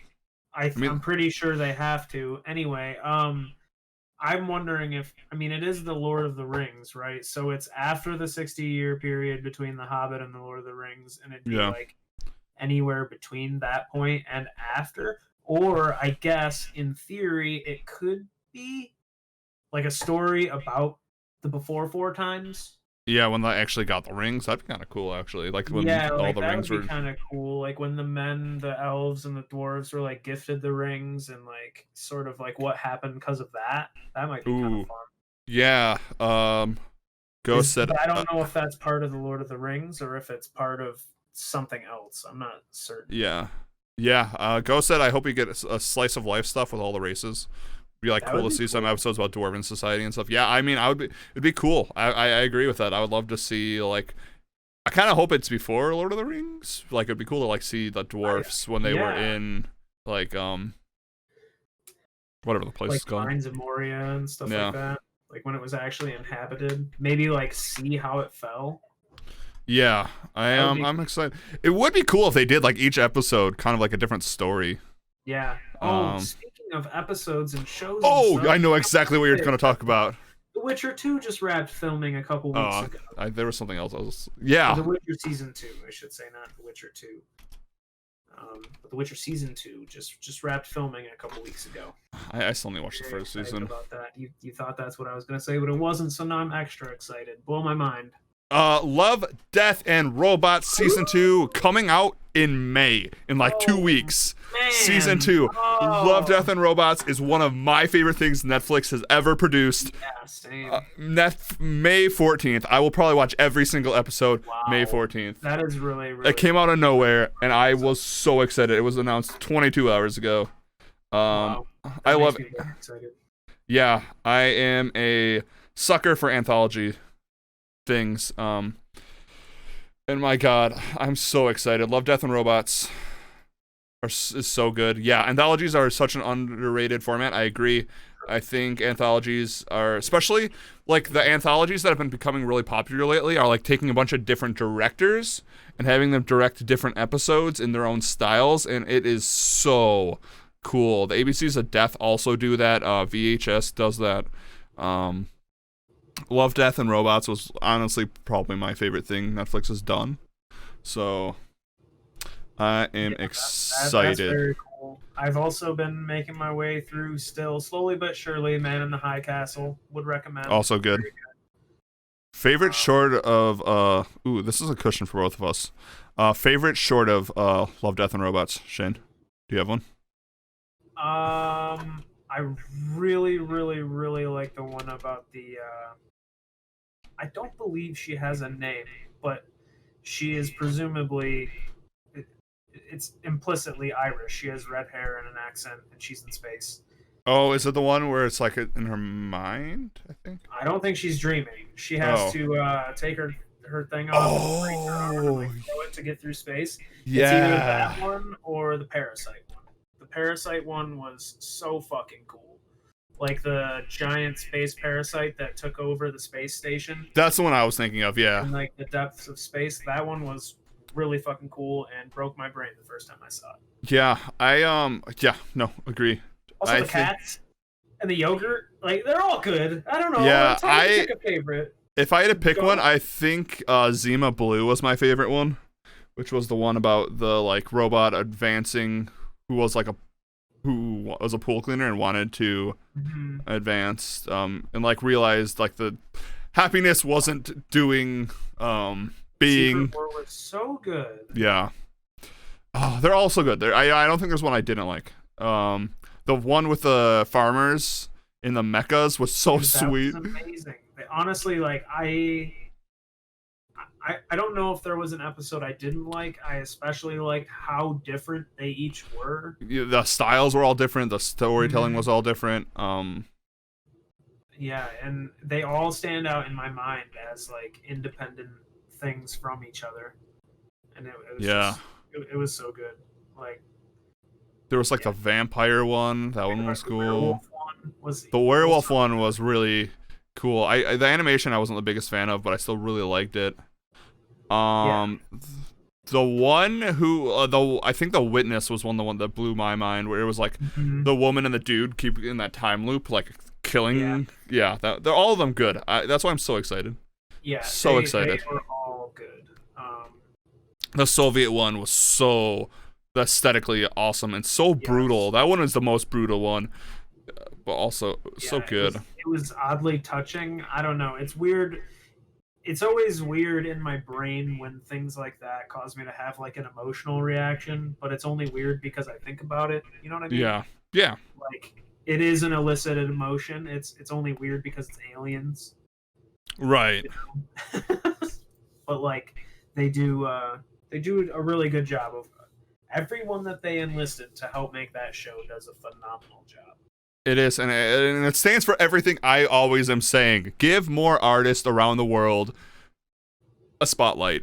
And it helps break up the monotony of Hollywood and all the blockbusters, because obviously those are all places where like you have to make a certain type of movie to really make money, so you kind of get the similarity. But like when you start like branching out, exploring other artists from everywhere around the world, you get some very unique stories and very interesting things like Love, Death, and Robots, which is absolutely a gem if you haven't seen it.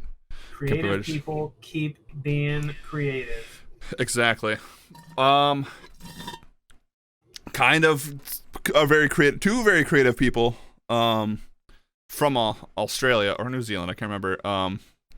Their show, Wellington Paranormal, which is a spin-off of What We Do in the Shadows, is finally coming to the United States. So that's Jermaine Clement and Taika Waititi's show. Okay. Which is about a bunch of cops in the What We Do in the Shadows universe. So it's like a mockumentary about a police force dealing with paranormal. It's I haven't seen any of it because it's only been in Australia, but now like HBO Max is getting it, so in the next couple months we should be able to get it, and I'm excited to watch that more than most. Okay, that sounds good. And then the last thing I think I got, which is a question to you. There is because I know you love Jeopardy. I do like Jeopardy. There is a big debate on who should be a host. Okay. Who do you think? I have an idea who I think I want to be host. Like who the next host should be? Yeah, who do you think or the next permanent host? Next permanent host. Like who do you think should take up that mantle? Oh, geez. I don't know. Maybe Ben Stein. I honestly haven't put a whole lot of thought into this. It's been a debate. That's the only reason I've put thought into it. I've kind of just been along for the ride. I am curious. I know Dr. Oz was on there. He did pretty good. Aaron Rodgers was on there the last couple weeks, and Anderson Cooper's on there right now. Yeah, so Aaron Rodgers did okay. I don't know though. I think he should just keep playing football. Yeah.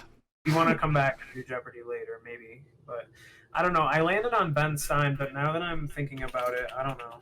I know this is like the popular choice, but I fully believe that it should be LeVar Burton. Okay. I mean, he was great in Reading Rainbow. He is like one of the most wholesome human beings on this earth. He's just you hear his voice, and he is like everyone knows him.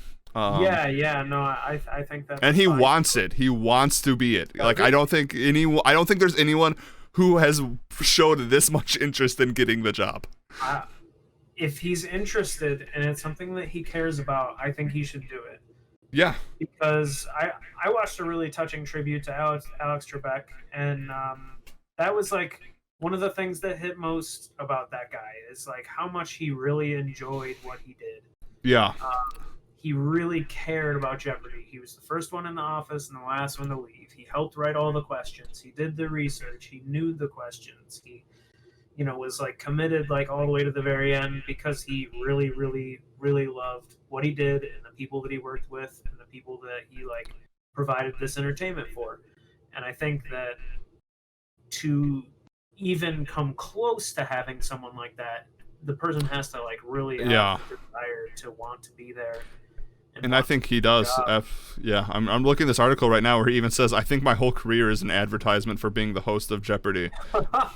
Oh my gosh, that actually warms my heart. Right, which is true. LeVar Burton is like one of the most wholesome human beings. Like from Reading Rainbow, Star Trek, like everything he appears in. He made an appearance in the Eric Andre show, which is fucking hilarious. I honestly, like, is anyone else like campaigning for it? I don't. Not that I know.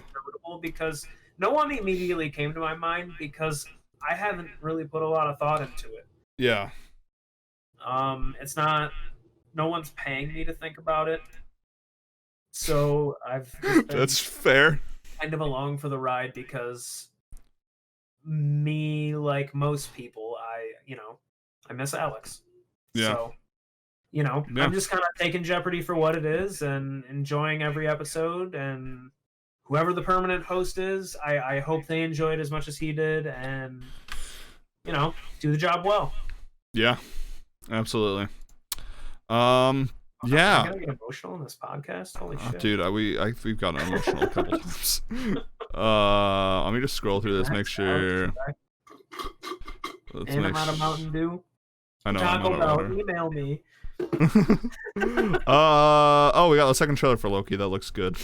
Oh yeah! Oh, I'm actually really excited for Loki. It actually does look really good. Awesome. Owen Wilson always hits for me, man. I actually did a 60-second trailer review on my YouTube, so go check that out on it. But I'm excited. I think my general takeaway from it is optimistically cautious. Always cautious, man, with Disney. Like, until they earn my trust. Yeah. I'm always gonna approach everything with pretty much exactly as you described it. I mean, the only reason I came into Falcon and the Winter Soldier with any sort of confidence is because it was spelled out so clearly what it was. Yeah. And it was kind of easy to read. At this point, it's like anytime they're going to try to take something a little out of the ordinary or weird, like I'm putting my expectations or I'm cautiously, whatever you said, cautiously optimistic. Yeah, cautiously optimistic. I think it looks good though. I think I think it looks good. I like it. It looks fun. I think it looks fun. Hopefully it stays fun.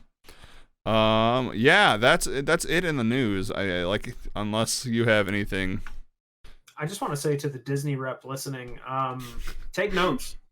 Yeah, obviously mine our podcast for everything. We like money too, so. I like money, you like money, I'm an idea tank, you're an idea... Exactly.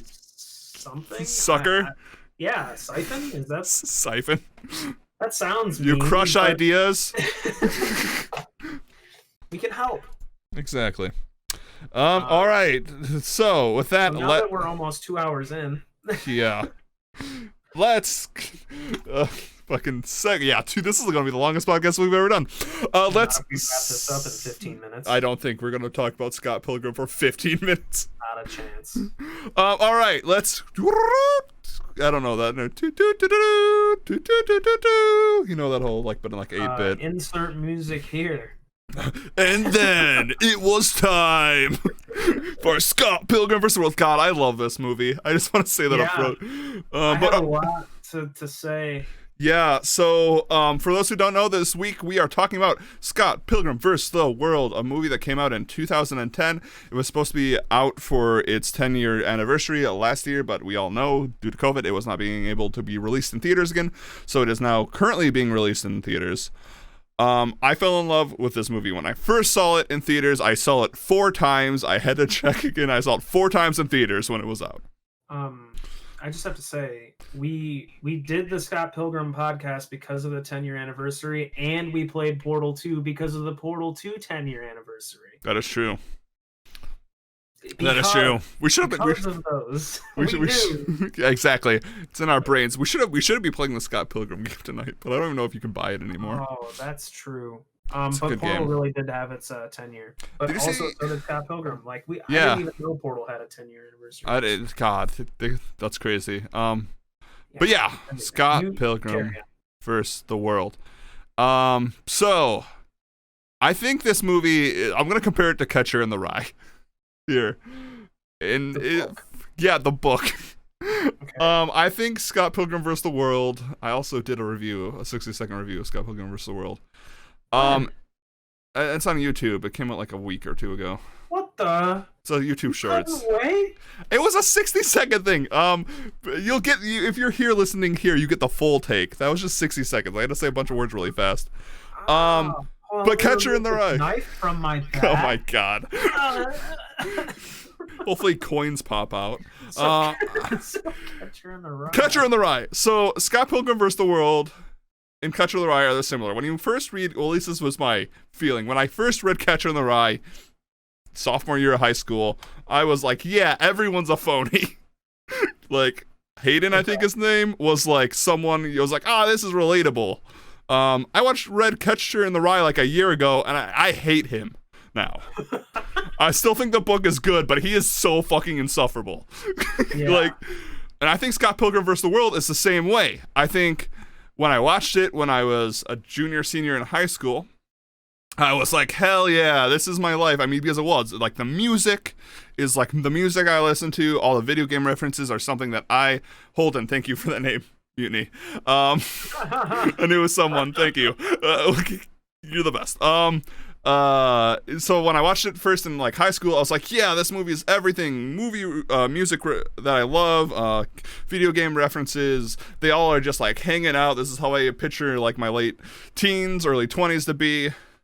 It's all very relatable. It's something I wanted to be. That scene was something I wanted to be. But now watching it now, in my late 20s, I still love the movie. But everyone in the movie is insufferable. But it's because they're in their early 20s. It is a movie that reflects the early 20s so well. It's a reflective piece now. I think the only people who aren't insufferable are Knives and Kim. But yeah, that's the point. Go saying Scott is a piece of shit. In the graphic novels, he is a piece of shit. These characters are not good characters.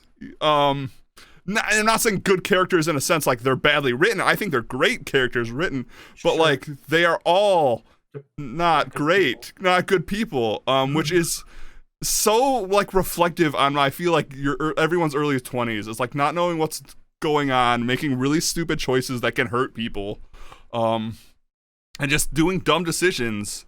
Doing whatever And you want. yeah, doing whatever you want. Religions. Yeah, just doing just doing things like for whatever. And it's still a great movie. Like my that's why I'm comparing it to Catch in the Rye. Like Catch in the Rye, you kind of relate to Holden. Thank you again for letting me know the name. Kind of being like, yeah, everyone's a phony. I'm the only one who knows what's up. It's a very like high school way of thinking. Mm-hmm. And now reading it now, it's like, come on, get your shit together, Holden. Grow up, kid. Yeah. You fucking punk. Yeah, and it's the same way with Scott Pilgrim vs. The World. Like, you watch it in a high school. When I watched it in high school, I was like, oh, yeah, this is like what I want to be like. Like, this rules. I want to beat up my enemies with a sword, and they're going to explode with money. I want to be in a cool indie band named Sex Bomb. Like, and then it's like, later in life, it's like, damn. I can't even play an instrument. Yeah, exactly. I can't even play an instrument. But, yeah, but other than that, its movie still holds up. I still think it is. I think it is the best translation from a comic book or graphic novel into a movie there has been. The reasoning being is that it fully embraces what a comic book is. Like a lot of Marvel movies, DC movies, they all embrace the storylines of these mediums.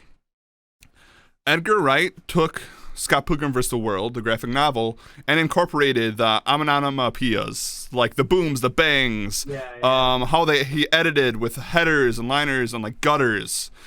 He took the title text all the time. Exactly. We actually get scenes in the movie of like actual parts of the graphic novel. Like it embraces the medium full heart. Like he took what it means to be a graphic novel and put it into a movie, which you don't really see often. Yeah, no, I think they did a fantastic job. Overall, like, so I've never read the source material, so I don't have a fair comparison. But I think that almost helps because, like, I agree completely. Like, it does feel like a comic book on film. Yeah. And it's kind of a, I feel like I'm going to say this a lot. It's a testament to Edgar Wright, man. The guy's a fucking genius. I mean, he's probably my favorite director. The number one word that comes to my mind, oddly enough, when I watch this movie is sexy. Because it's like every part of it, I'm just like, damn, that was cool. And then I watch another part and I'm like, damn, that was cool. And it's like always keeping me interested. And it was good. It's so consistent. Ghost Hand says, I think Michael Cera was more pathetic than douchey in the movie.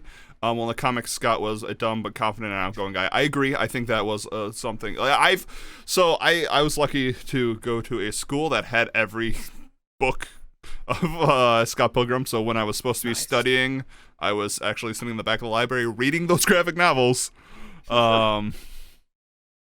So I agree. Edgar Wright cheats when he edits. Yeah, so that's like one of the things I wanted to talk about when we were doing this is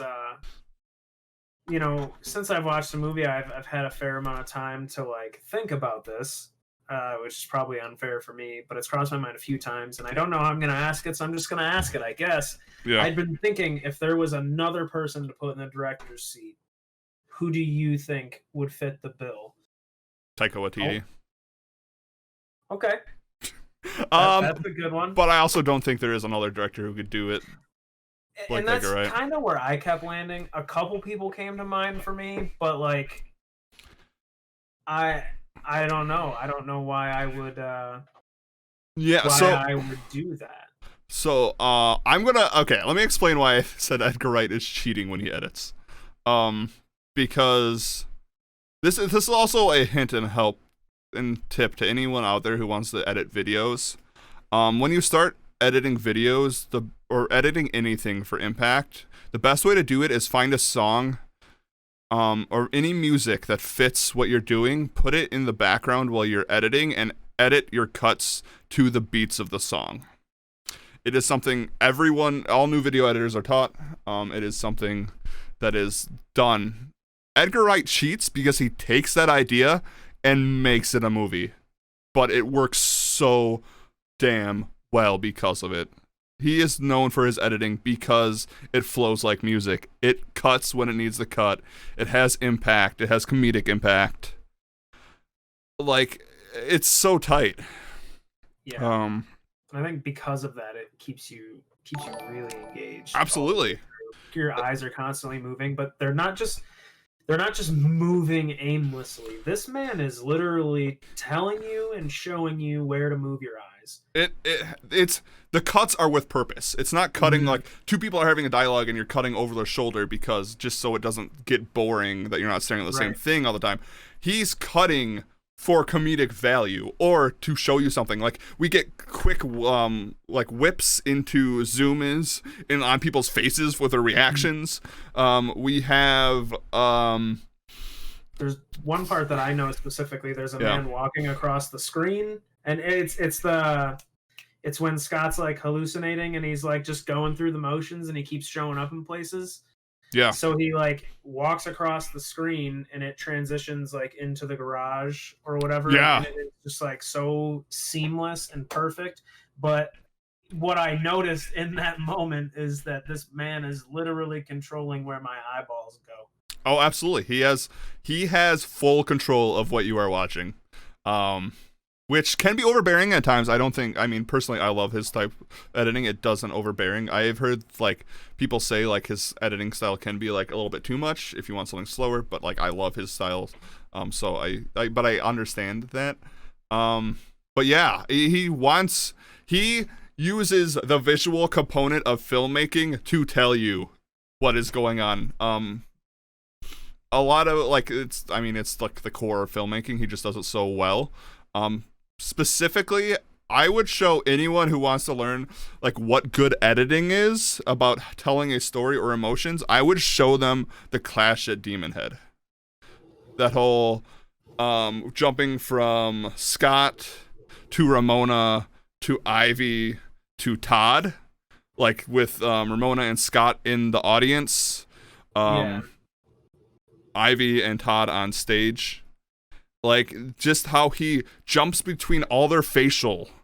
Just like, and he's jumping with the beats of the song. And then, but like, we're also getting the reactions. Like, no words. Like, obviously, we were like being led to like why this is a conflict, like, especially before. It's like, oh, like, special, the whole part where Ramona's like, oh, I know him.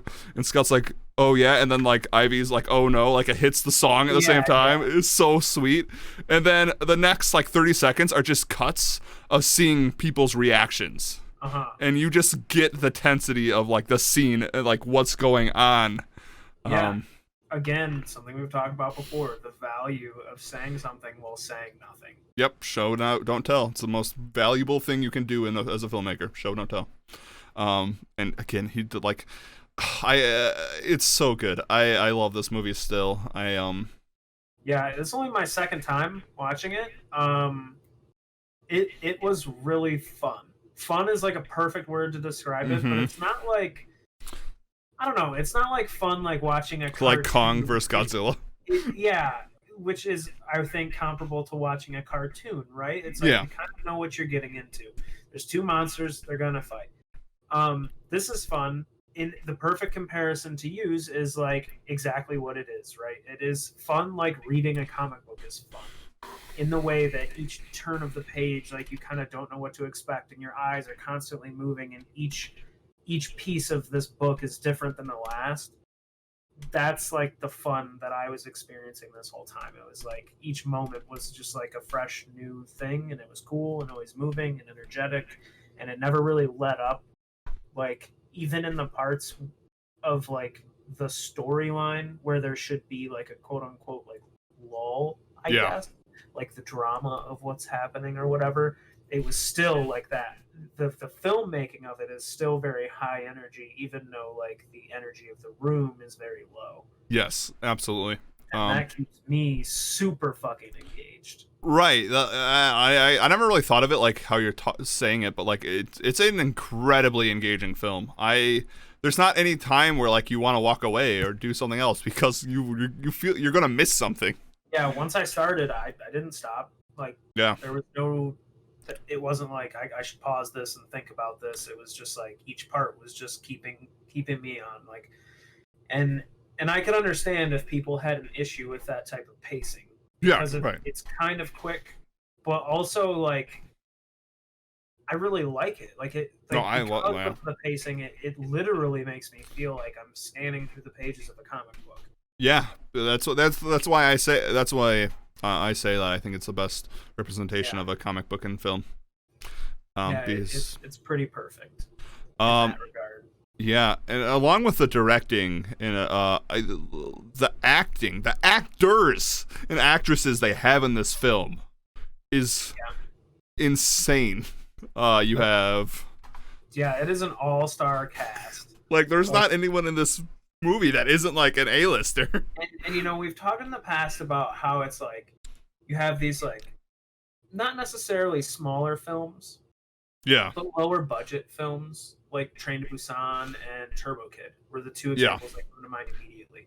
Smaller budget, great payoff because of like how much these actors give a shit and how much they're committed to it. And it's like, even though there was a low budget, you know, these guys, they weren't exactly like well-known actors. So, right. You know, you could just tell that they really care. And in this movie, it's like you have all these like A-list people, and I really feel like they all just really, really care. Right. I mean, I think, and they were also genuine in their like acting. Like, I think caring is exactly like, I think it wasn't like I wasn't looking at Ivy and being like, oh, that's Brie Larson. Like, I had no idea. I saw her in the cast list in the beginning, and I was like, who? Like, I'd seen the movies before. I was like, who is this person? And I still didn't know until the very end. Also, did you know that Edgar Wright didn't allow the cast to blink when they were on camera? Yeah. That's amazing.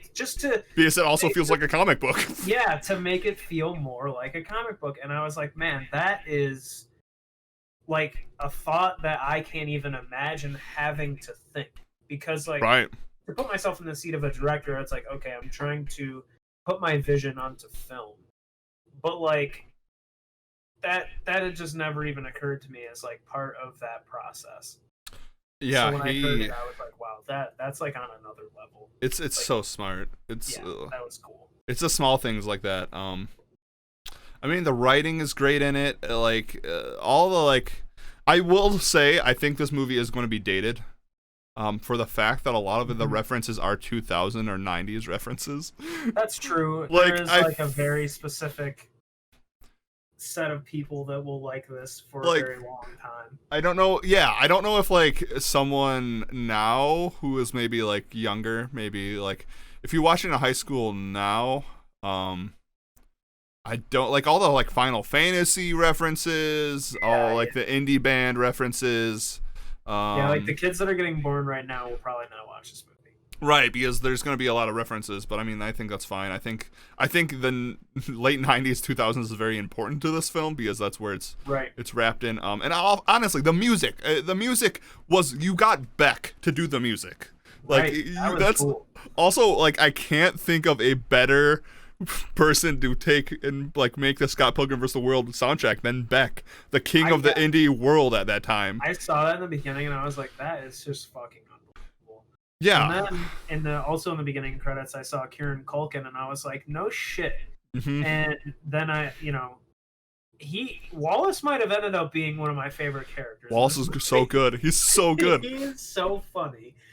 And I don't know. I feel like you have like lines and lines and lines of text you need to read about this, but I just can't stop saying enough good things about it. Honestly, I think I've said my critique is that some people might not like it because I was fast. And I guess like also if like this movie definitely plays to me and you, like it is our subsect of nerddom, like right up my alley. Like video game humor. And I feel like it's up Twitch's alley too. Like if you're watching this or listening to this on Twitch, you probably like Scott Pilgrim vs. The World because of what it is.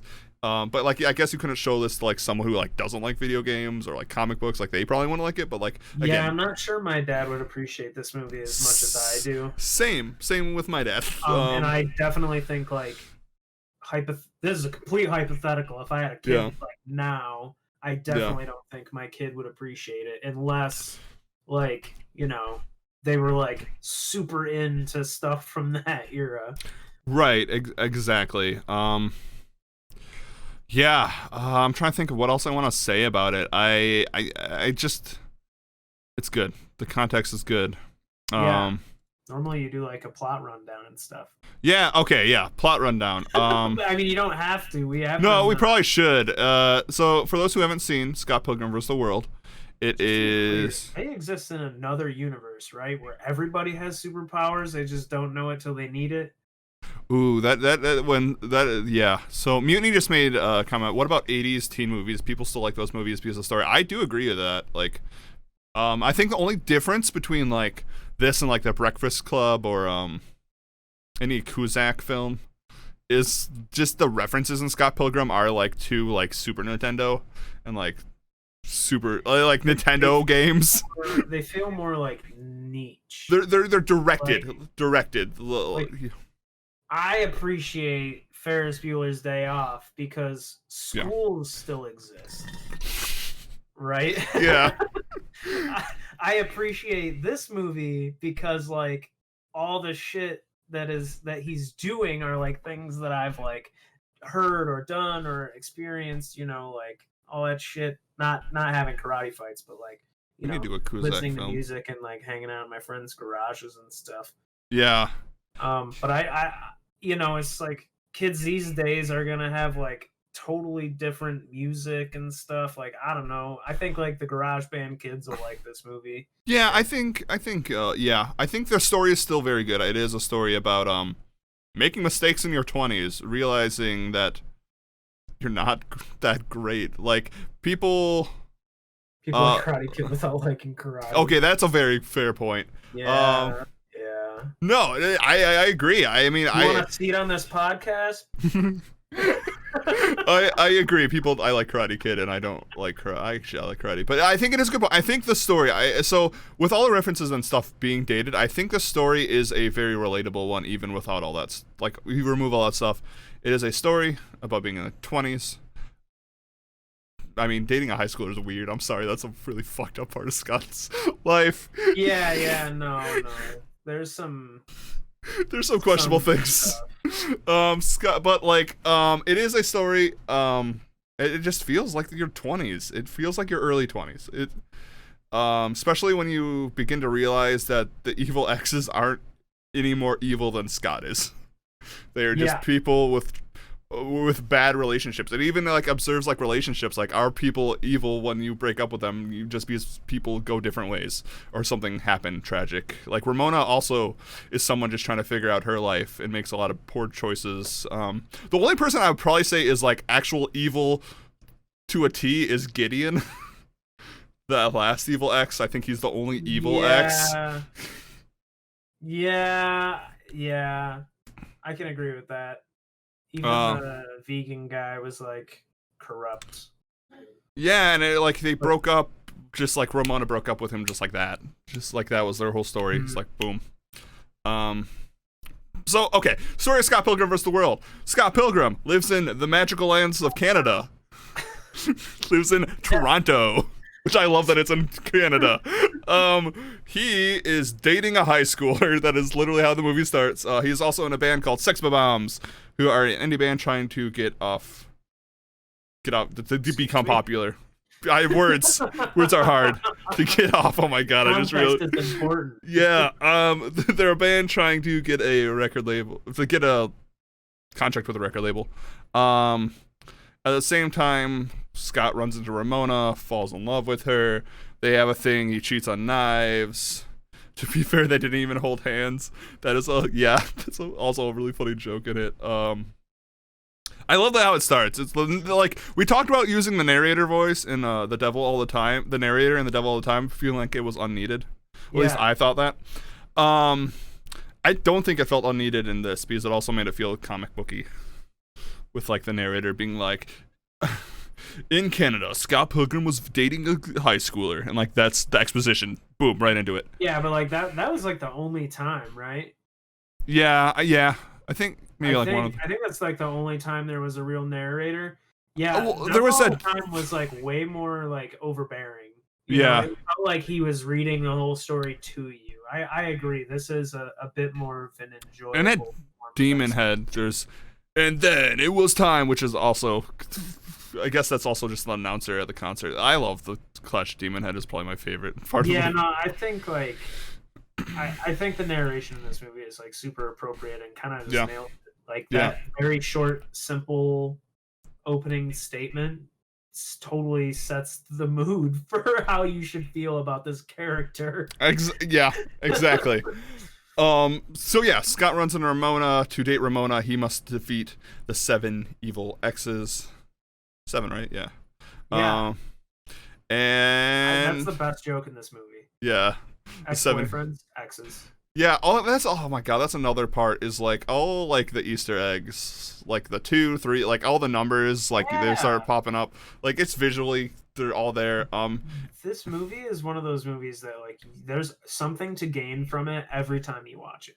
Exactly. Like, if you don't listen to that demanding ass Edgar Wright, move your eyes where you want to fucking move them. Yeah. You will see a bunch of cool shit because even though he commands you what to do with your eyeballs, he still hides fun shit in the background. Yeah, exactly. It's cool stuff back there. Yeah. So Scott has to defeat the 7 evil exes. He does. They're very like boss battles in video games. They're really fun. Throughout the time, Sex with Bombs are also getting like doing battles of the bands. They keep getting like higher and higher and like better. You also have the whole thing with knives. He plays with knives. She gets her hair dye slapped out of her by Todd, which I think is a really funny visual gag. I have no connection to the source material, but I heard that was one of the closest like frame by frame shots in this movie to the comic. Yeah. I mean, awesome. And there's such attention to detail in that scene. You can literally see the on the wall behind them. Yep. He eventually defeats all of them. He learns through the power of friendship and the power of heart. He fights the bad last evil X twice because he trusts the power of love. What an idiot. Yeah, but then he found out like the power of friendship. And then he wins, and then Ramona walks off, and he gets with knives. Right? Not really. He goes and joins her. Knives tells him, like... yes! Yeah, like, you do what you want to do. Just getting the graphic novel confused. I'm good. And then Scott follows her. Yeah. And they have a nice kiss or whatever. Yeah. I guess that's my only complaint. I don't think Scott should have ended up with anyone, but not because Scott deserved to end up with. He does. I don't think he deserved to end up with anyone. No, I do like that he found his self-respect. Yeah, and like used it to defeat his final foe. But I agree. I do think that he was undeserving of love. Yeah, I don't think he deserved to get with anyone at the end. I think he lost the love sword. He shouldn't have got love. Exactly. I think he. Got that. Just walk off with it. Go get shawarma with your friends or whatever. Yeah. Oh God. Yeah. And then it ends with Beck's song, and boom, that is Scott Pilgrim Vs. The World. It is a phenomenal film. Go watch it. It's on Netflix. Honestly, 10 out of 10. 10 out. I mean, yeah, I can't. I know you think it's stellar, but like this is only my second time watching it. I am a bit biased because I really enjoy Edgar Wright a lot. I've thoroughly enjoyed pretty much everything he's made. I don't want to make too bold of a statement because I'm not sure I've seen it all. All right, well, I've seen them all. I think they're all great. I know there's some that people don't really like, but I like every single one of them. I think they're all fantastic. Definitely like the trilogy of the Cornetto trilogy. Yeah, the Cornetto trilogy and Baby Driver. Baby Driver was good. And then he did a TV show with Simon Pegg in the 90s, early 2000s, which is also really funny. I can't remember what it's called right now. Okay. Yeah, so I mean, everything I've seen of his, I've really enjoyed, so I'm a bit biased. Hot Fuzz is up there for one of my favorite movies of all time, and I know it's one of yours, and it's my most watched. It is my choice for next week. Hell yeah. Oh my God. Hell yeah. Yeah, so I think that'll be good. Just, it seems like we keep going from movie to movie with some kind of theme. This week because like I don't remember last week it was like off-kilter superhero to off-kilter superhero kind of. Yeah. This week it's just straight up Edgar Wright to Edgar Wright because I like him. I think he deserves 2 slots on this podcast. and I'd be happy to devote one to even just one of the 3 in the Cornetto trilogy, because I do think it's just such a phenomenal movie. But back to Scott Pilgrim. Yeah. I'm super biased because I love Edgar Wright, but overall, I really do think that this is just like a great way to tell a story. It was beautifully written. It was beautifully done. I love the cast. The music was great. It hit everything. It hit everything. The pacing was good. The framing was perfect. You know, the transitions from scene to scene were amazing. The editing is just ridiculous. Like, I can't say enough good things about this movie. Yeah, I mean, honestly, yeah. And I think Hot Fuzz is the best of the trilogy, so I'm excited to watch that. I've actually written papers on Hot Fuzz. How good it is. Yeah, I could shut up and let you do all the talking next week. No, we're gonna talk about it. And oh my god, there's so much I could say about that film. That film is my most watched film of all time. It is so good. But yeah, so I don't think there's any more to say about Scott Pilgrim vs. The World right now.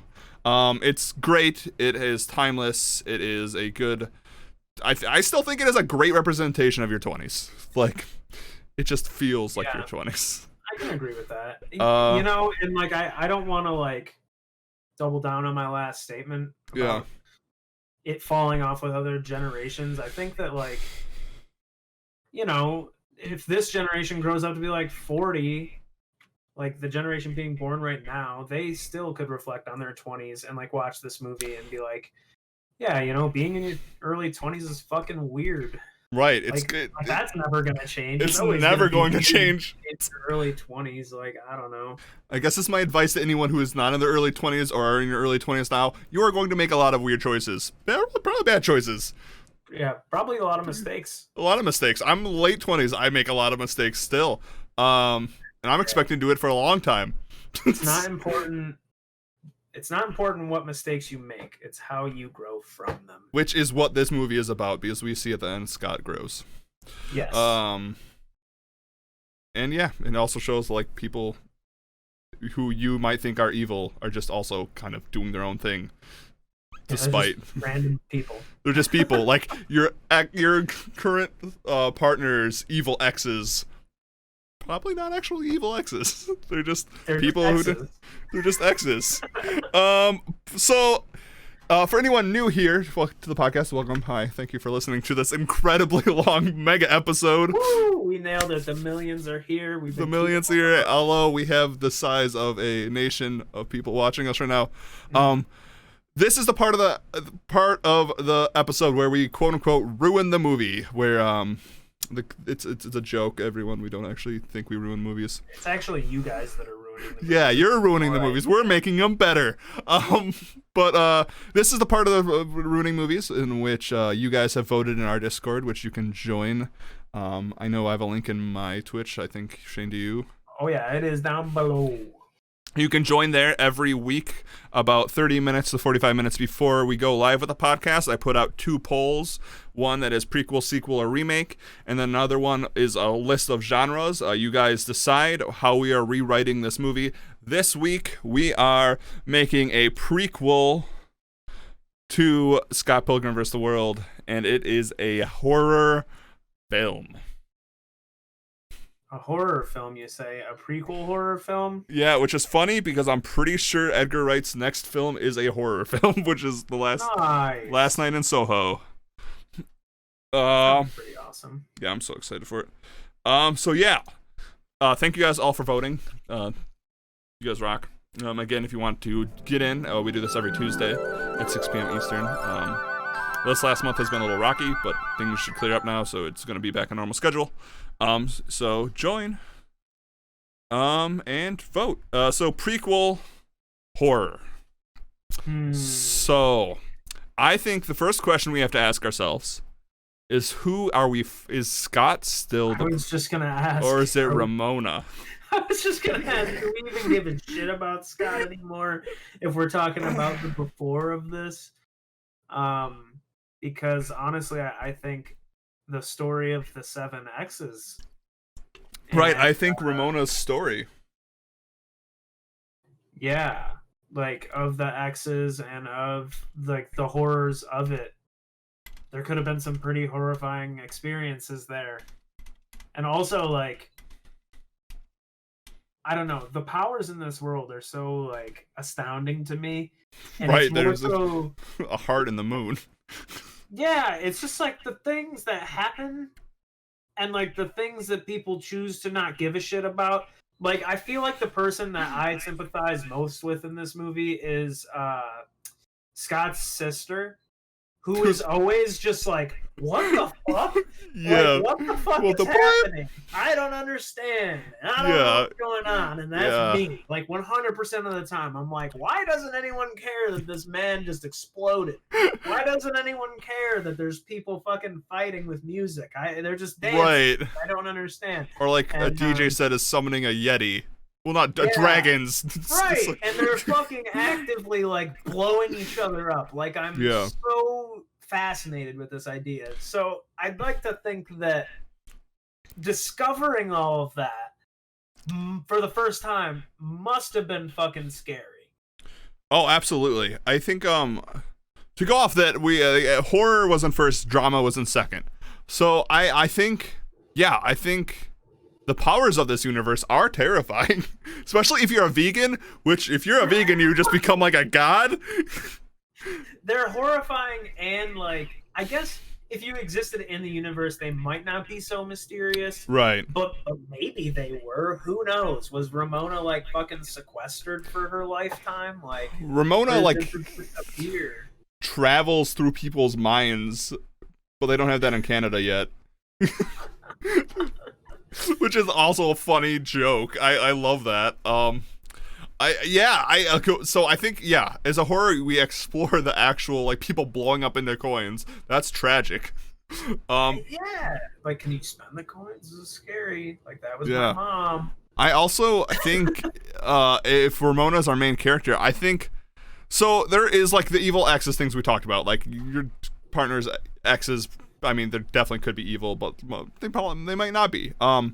But even when you're in a relationship and you have a breakup, your exes are kind of evil for a bit. Usually there's some emotion there, tension there. Yeah. Which can be horrific. And I think like horror drama, like Ramona going through all these breakups, because Ramona is also someone who is like deeply trying to find out who she is. It's a big part of her character. That's why she keeps breaking up with people, is because it seems like she's very insecure about herself. Yeah. That is why she keeps like doing that. So I think a prequel following Ramona going through the 7 evil exes, or you could even like really, if you didn't want to go with like all the way back, because some of the exes are like from elementary school. Right. You could even like link it to Ramona and Gideon, because Gideon was the most evil exes. That guy's like actually scary. Yeah, I think I like our idea of just getting rid of Scott. Scott doesn't matter in the prequel. Like, he can just exist in this movie where he belongs, in this perfect in Toronto movie in Toronto, and we'll get with you as soon as Ramona walks into that fucking, where do you meet her? School, library, something like that. At the party first. Yeah, it was a party. Which also, the party is so funny. The whole Pac-Man recurring joke is so funny. So, yeah, just keep him right where he's at, and also in his little perfect film. Meanwhile, like, Ramona's suffering and going through shit. Yeah. This horrific drama of a relationship with Gideon that ends with her narrowly escaping with her life. And then, like, after weeks and weeks and weeks of living, with someone who took care of her and patched her wounds and helped her out, she finally decided to take her out to a party. Yeah. Where she met this fucking guy, Scott, who's a superhero. Which also, at the same time, like, from Ramona's perspective, Scott probably was like a creep. Probably is. Scott is a creep. He is a creep. He dated a high schooler. Right. Yeah, that's literally the first line of the movie. And he like, they set you up to know this man is creepy. Like, if you know that, like, if you have, okay, this is gonna be a very like specific situation. If you have a crush on a delivery driver and you order stuff to see them, don't do that. Do not do that. That's bad. That is creepy. That is a not a good way to have. Just don't do that. If your mind is like, yeah, don't. That's bad. That's bad. I didn't know that was a thing that people did. That's a bad thing. Well, Scott did it. I don't know if people do that. Yeah, he did do that. He called it the Amazon thing, right? Yeah, and then sat at the door like a psycho. Now that I think about it, like if this wasn't a prequel, if we were just remaking Scott Pilgrim vs. The World as a horror, it's just Ramona trying to avoid the psycho that is Scott. Yeah, imagine that. The remake of this is just from her perspective, like, who the fuck is this guy? And everywhere she goes, her exes try to save her, and fucking Scott kills them and chases her out of there. Right. God, yeah. If we I didn't even think about that. Like, people get murdered in this movie. Like, we don't see them come back. And probably at least 7. Yeah. I mean, imagine how many people died with Chris Evans' nuclear explosion. Not to mention, if those coins fell and hit terminal velocity, more casualties. Yeah. I think horror easy. Horror easy. You could even like edit it the same, but maybe a little bit slower. So like when it cuts to like does the Edgar Wright cuts, like you're cutting to like Scott in the background just like creepily standing there, and just like whip zoom, just boom. Him on the other side of like a fogged up window. Yeah. Oh, John Guy, if you haven't seen it, I highly recommend Scott Pilgrim vs. The World. It is a good film. This remake though might be an 11 out of 10. This horror remake we're doing. And it sounds scary. I mean the aesthetic. Because turn the brightness down like a little bit and like because we talked about, we had this discussion about how like it's like making bad mistakes in your 20s. Like Scott could definitely go the other way of like being a weird obsessive. He is. And yeah, like they show Scott as like the cuts and editing, like he is like very douchey. As someone in my chat said that. I think I agree. But like he also could be very sinister if you cut this a different way. Err on the side of like that movie Creep and just make him like a whole fucking psychopath. I'm so glad you saw Creep. I don't know. You haven't? Know about it. I want to see it. I just haven't made the time. That's good. But I know about it. I am educated in the way of. Now I can't think of his fucking name, but he's great. Yeah, and he was in. Yeah. He made Wild Wild Country, which was an unbelievable documentary. I'd check it out if you haven't seen it. Anyway, take like that route where he's like a fucking psychopath. Like something truly horrific. Forget like a little bit dramatic. Maybe he's salty. No, fuck that. I want like crazy Scott. Yeah.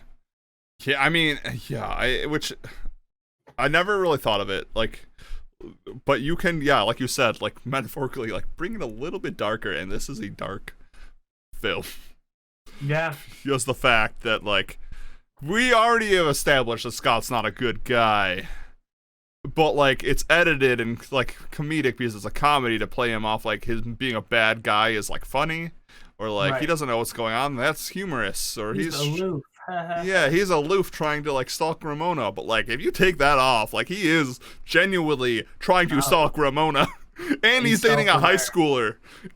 And he's aware of it all and just knows all the chaos he's causing.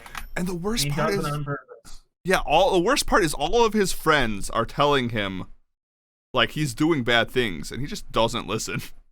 Like his sister is like, no. His roommates is also constantly. Constantly. Oh my gosh, all the time. But anyway, to wrap it, the prequel horror drama, I still think would be great to just like travel through Ramona's, like maybe last 2 relationships or 3 would be a good way to maybe break it up. Which would be like what would be the twins. That could and be Gideon, crazy. The twins and Gideon. Yeah, maybe the twins get real jealous. I don't know. Yeah, it could just be. They do have like real like psycho vibes. Yeah, you could make like a really weird, spooky film. Yeah, and that's why I said Edgar Wright, I think, is making his next film is going to be a horror. I think Last Night in Soho is supposed to be a horror from what I've heard, so that could be good. I think he would do good in horror. There's a lot of like intertwining threads between comedy and horror. Because they both they don't prey, but they both play off emotions that are either like joy and horror like kind of are just like the same emotion but on opposite spectrums. So like it's also like the editing, you kind of do the same. Yeah, so anything else to add to this like prequel? I think this is great, fantastic. I think it hits everything we've talked about, everything that like Scott does, like we've hit all that. I think that this universe and these characters are written so well that like you put them in that type of idea and it kind of builds itself. You could kind of plop them somewhere else too if we wanted to like make it extra weird. Like it just seems like it's such a strong story that you could change minor things about it and it would still really hold its weight in a lot of different genres. Absolutely 100%. All right, well, that is the Ruining Movies mega episode, 2.5 hours. It's the longest podcast we've ever recorded. I've been recording a D&D podcast. Yeah, really, we still have an hour and a half. About beholders. Those are only end up like being an hour and 15 minutes. All right, let's do some plugs. Shane, start us off. Sorry, I was just talking to Chad about stalking. Anyway, I'm Shane. You can catch me live at twitch.tv/bringtheshane. I play video games and do other stuff, and I'm a pretty good guy, I guess. I'm also looking for a Taco Bell sponsorship. But yeah. Hell yeah, we are. But hey. Go ahead. But hey, awesome, yeah. So, hi everyone, I'm Farm Goat. You can find me if you're not watching me live at Twitch right now. If you're on my YouTube, you can find me at Farm Goat on Twitch. You can also check out because we haven't had some episodes this month, people might have noticed that the last episodes have not gone up on YouTube yet. I am currently working on restructuring all my stuff. It's kind of something I'm doing this month. Ruining Movies is going to have its own YouTube page. So I'm working on that, getting them all transferred over to that, rendering them all. Like each episode takes a couple hours of rendering, so it's a longer process. But Ruining Movies is going to soon have its own YouTube page. It's going to have all of our episodes. I'm going to be taking snippets from our episodes and throwing them out there. YouTube has this new thing called YouTube Shorts that I've been having a lot of success on in my other YouTube channels. So I'm going to be doing those. But Ruining Movies is going to have its own YouTube channel. That should be coming out in May. So that's how I get to the big time. Exactly. I'm gonna be on YouTube, Dad. Yeah, so expect that. Survival Check, my other podcast I do with Shane and our friend Anderson and Tevis, is also kind of getting a restructure for on its YouTube channel, so there's gonna be more podcasts on there. Also Survival Check if you like D&D and you want to learn more about the monsters of the Monster Manual. Go check that podcast out. It's called Survival Check. You can find it anywhere except iTunes. We are up to the Cloaker right now. You said that's restructuring too? Yeah, I'm going to start posting smaller things on it. It's going to have a TikTok. I'm going to start uploading on YouTube again and stuff. I'm kind of like, I'm trying to really play up the producer role on all my stuff lately, and I'm trying to really just make separate brands because a lot of the stuff doesn't overlap. So yeah, we just recorded an episode on the Chul that is not out yet, but it was the cool, if you are me. That was absolute blast. So if you like D&D, check out Survival Check. You will hear the history of the monsters of the D&D Monster Manual. We also talk about how we'd use them in our own games. It's a lot of fun. Too. Yeah, Shane's there. It's a lot of fun. It's a very funny podcast. But also serious. I think I can't tell if it's more or less serious than this podcast. It has its moments. The matter is, when I get together with my friends, we laugh a lot. So that is true. I mean, it doesn't. We could be talking about anything, and somehow it just ends in laughing. So yeah, if you show up, you can guarantee we will at least think that we are funny. Yes, There's that is true. There's no guarantee that you will think we are funny. Yeah, you might not find. Disclaimer. That is a good disclaimer. We think we're funny. We might not be funny. It's called Survival Check. That is that podcast. Also, my Twitch is kind of getting a rebranding too. I'm still Farm Goat, but I'm not really a variety streamer anymore. I have been accepted into a couple of roleplay servers, and I am planning on just focusing on that because I like telling stories and I really like roleplaying. So all my stuff is either going to be Red Dead Online roleplay or Grand Theft Auto roleplay. So I'm now in ARP. Or yeah, Tuesdays is the exception. Dummy Tuesdays is always going to be variety, and it's always going to be this podcast. But Thursdays, Fridays, and Saturdays are now going to be me playing characters on other servers. So if you like any of that stuff, come check me out. But that's it. Next week we are doing Hot Fuzz, one of the funniest movies of all time. The most best. Like, everyone's armed. It's yarp. It's quotable. Yarp. It's honestly some of the best writing I've ever experienced in film. So like I can't wait. We are ending the podcast right now for those who are asking in chat, but we are still going to play For the King for another hour and a half. So we're going to chill around for like an hour and a half and hang out, chat, play For the King. And that's anyone who's listening to this in future. After all of our Ruining Movies podcasts, we play games. So yeah. That's it. That's the podcast.